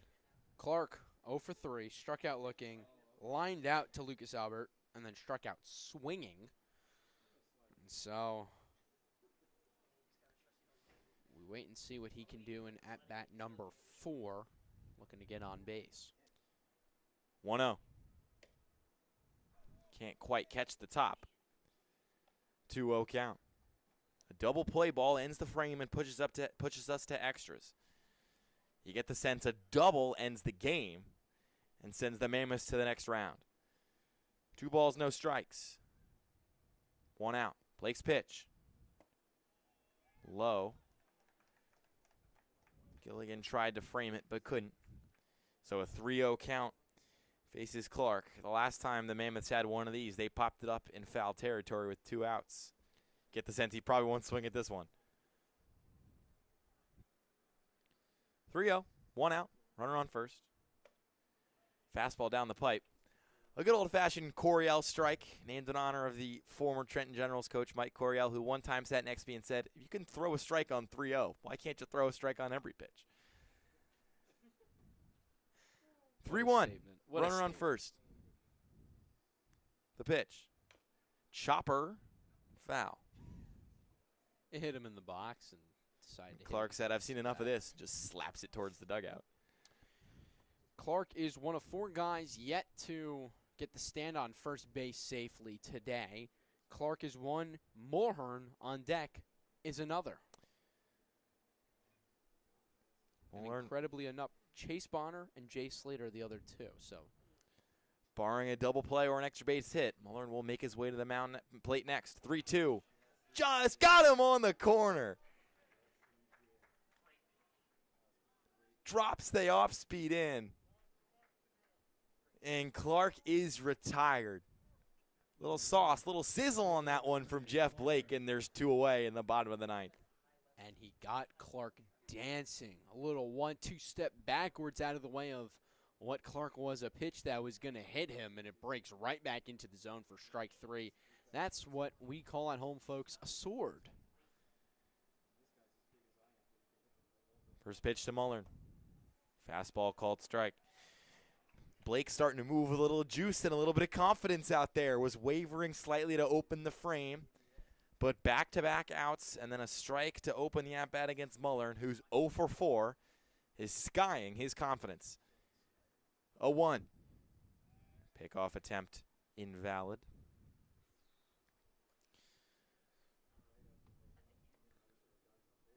Lights are on in full force. The wind trickling from right to left, sending the American flag at dead center, pointing towards left field. Mulhern in the box, an 0-1 count. The pitch. Ground ball, shortstop. Albert's got it. He'll flip to second, and the side is retired. A gutsy showing from Jeff Blake. A little nod, little glove tap on the way to the dugout. And we get free baseball in the ECCBL quarterfinals. We're going to the 10th at Moody, and we'll be back after this.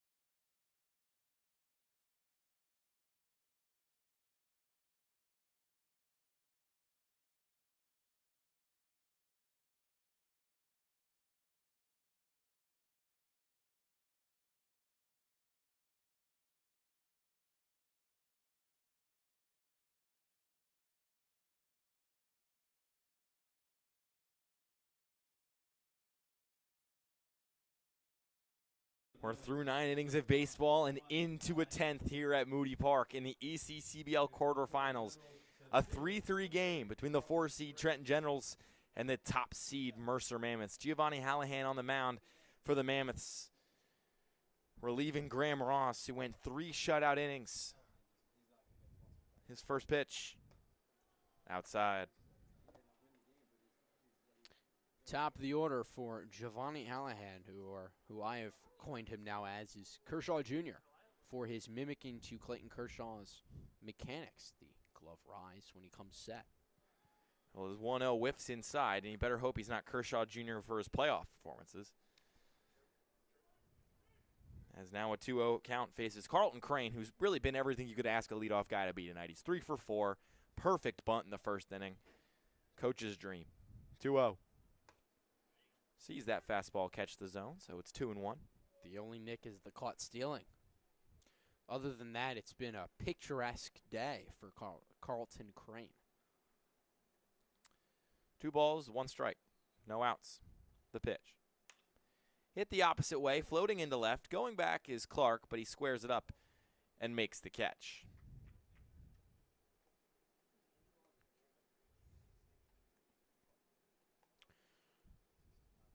Now steps Sergio Hernandez 1 for 4. And we'll have to go righty-righty Sergio Hernandez. against Giovanni Hallahan. And typically, Carabelli likes to go with the matchup, but of course in this situation, you've got to go with your top arm, and this has been the closer for the Mammoths. The pitch. Fastball low. Hernandez 1 for 4, but that one was a big one. A triple into right field all the way back in the 6th. Started the rally that eventually tied the game at 3. 1-0 count. Foul down the first base line and out of play.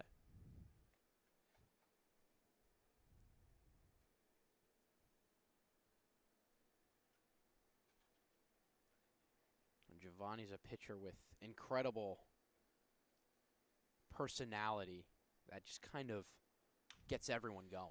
1-1 to short. On it is Bonner. He'll throw across the diamond just in time. Hernandez was hustling. But Sergio didn't have the speed. And there's 2 away. But what I find to be the most intriguing thing about Giovanni is that he's got a gym Instagram account. And from afar, it doesn't look like it, but he's jacked. Oh, really? He's got some incredible set of muscles and definition. He takes the gym seriously, and you can see it with his power on the mound and the oomph behind his fastball. He's got Albert in his sights here. First pitch catches the corner. 0-1.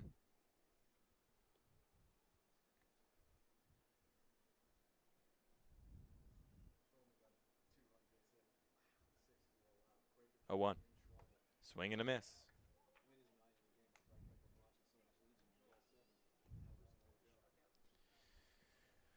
No balls, 2 strikes, 2 outs. Hallahan, an all-star last year, coming here to shut things down. In the top of the 10th. The pitch. Heads up. Tased foul right into the Trenton Generals dugout. Ducking and covering are the boys in orange, but they all survive. So we'll do it again. 0-2. Hallahan against Albert, who's 2 for 3 today. 2 gone, nobody on in the top of a 10th. 3-3 ball game. The pitch. Swing and a miss. Giovanni Hallahan flexing the muscles. And it's another strikeout. And it's another scoreless inning for the Trenton Generals. They have all 3 runs in the 6th. They have 9 scoreless frames outside of that. But we go to the bottom of the 10th of a 3-3 ball game. Looks like it might be Jeff Blake on the mound again. So we'll be back after this.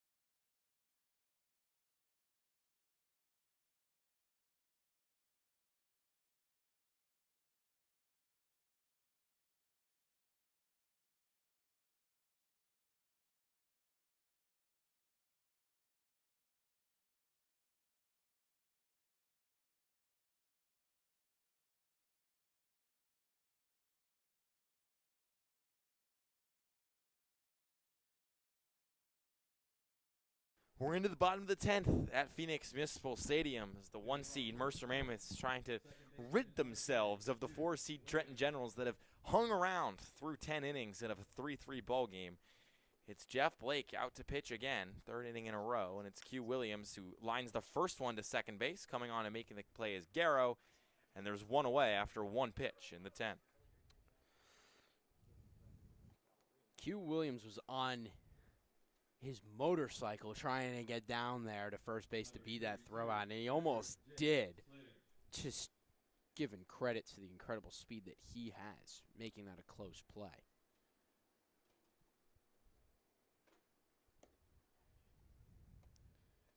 Misses low to Slater. Slater 0 for 4. Now would be a time to get his first hit of the night, wouldn't it be? 1-0. Hit high and hard, left center field, going back, it's off the wall. Just stayed in the yard, and Slater will make his way to second standing. He got a lot of that one, and if he's had a metal bat, not a wood one, that might be out of this park. That ball was smoked, and for a moment I thought the head coach, Rich Carabelli, had called his shot, said before the game that his pick for who he thinks might hit a home run was Jay Slater, the team's leader in home runs, and another guy who it's not if, it's when he'll make an impact offensively on the game, and that when is, well, right now.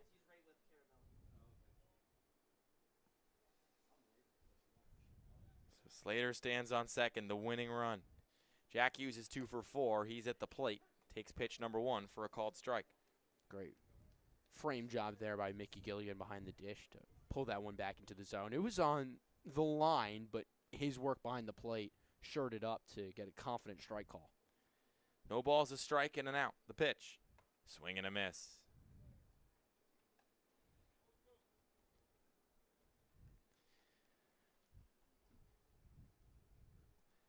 Blake is on 27 pitches. He's got an 0-2 count on Hughes, who's 2 for 4. Runner on second represents the win. The pitch. Outside.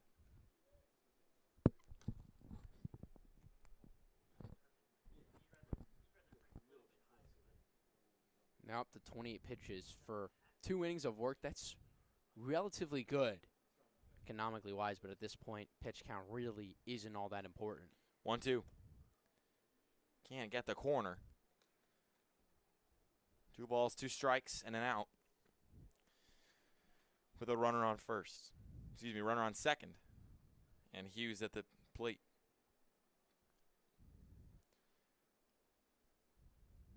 The 2-2. Swing and a miss. Jack Hughes skates on ice and sits down for out number 2. This has been an incredible season for the Mammoths offense, but all the runs in this game have come in the 6th or earlier. For as dominant as this unit has been, you might think that maybe a clutch gene perhaps missing. But maybe Bonner can do something about that. He takes the first pitch for a strike, and he's 0 for 4 today. But heroes come in all shapes and sizes. Slater hops out to his lead on second. Blake's 0-1. Swing, lifted, right field. It gets down, and that's the ball game. Around third to score is Slater, and Bonner, the hero for the Mercer Mammoths, comes through in the clutch.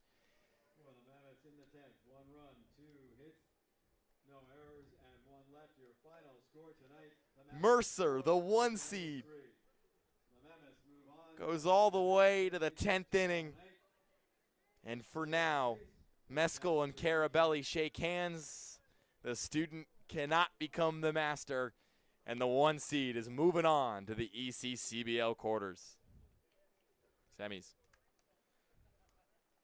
Going on to the take on the Kings in what will be a battle of 1 and 2 from Moody Park here, and what a game as the Mammoths look Tremendous. to defend their title of last year, and they had to work for it and really earn it today as the Generals gave them a true dogfight in a game that if you look at the past matchups, the Mammoths have owned the Generals for the better half of what has been this entire season. If you look at the run differential in games between these twos, there is a great disparity in favor of Mercer. And so for Trenton to come out, put on a show, put on a battle, take it all the way to extras, this was a great showing from Trenton.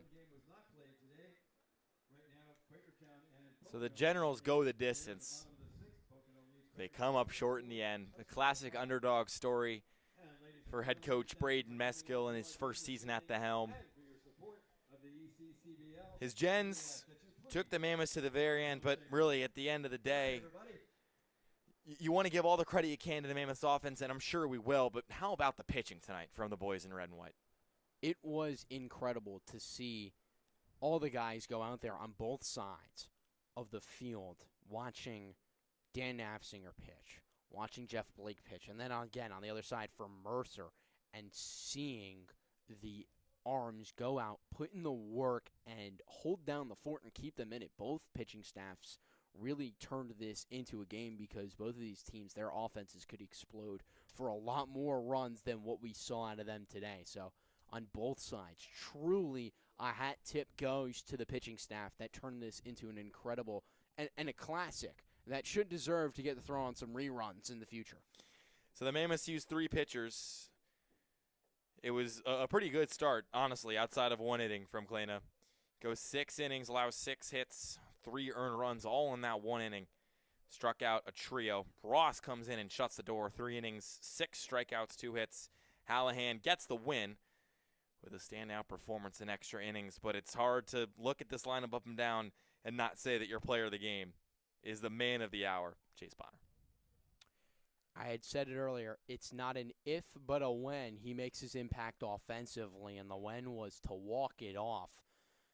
Again, a guy that when we spoke to the coaching staff, and especially Rich Carabelli at the start of the season, it was Chase and it was Joel Bonner, who he specifically said he was excited to see the brothers, the Bonner brothers, new to the ECCBL, both of their first seasons, and what an impact the two of them have made, with Chase bringing the Mercer Mammoths all the way to a semifinal and an opportunity to continue to defend their title of last year.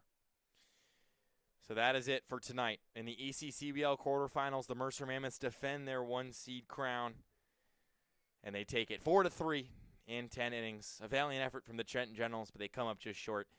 Final score, Mercer 4, Trenton 3. And we'll see you tomorrow for the ECCBL semifinals between Mercer and the South Jersey Kings. The 1-seed, the 2-seed doing battle here at Moody, and one last ride at this park for this summer. Don't go anywhere. I'll be right back here with you tomorrow. For my partner, Max, I am Luke. Thank you so much for tuning in tonight, and we'll talk to you before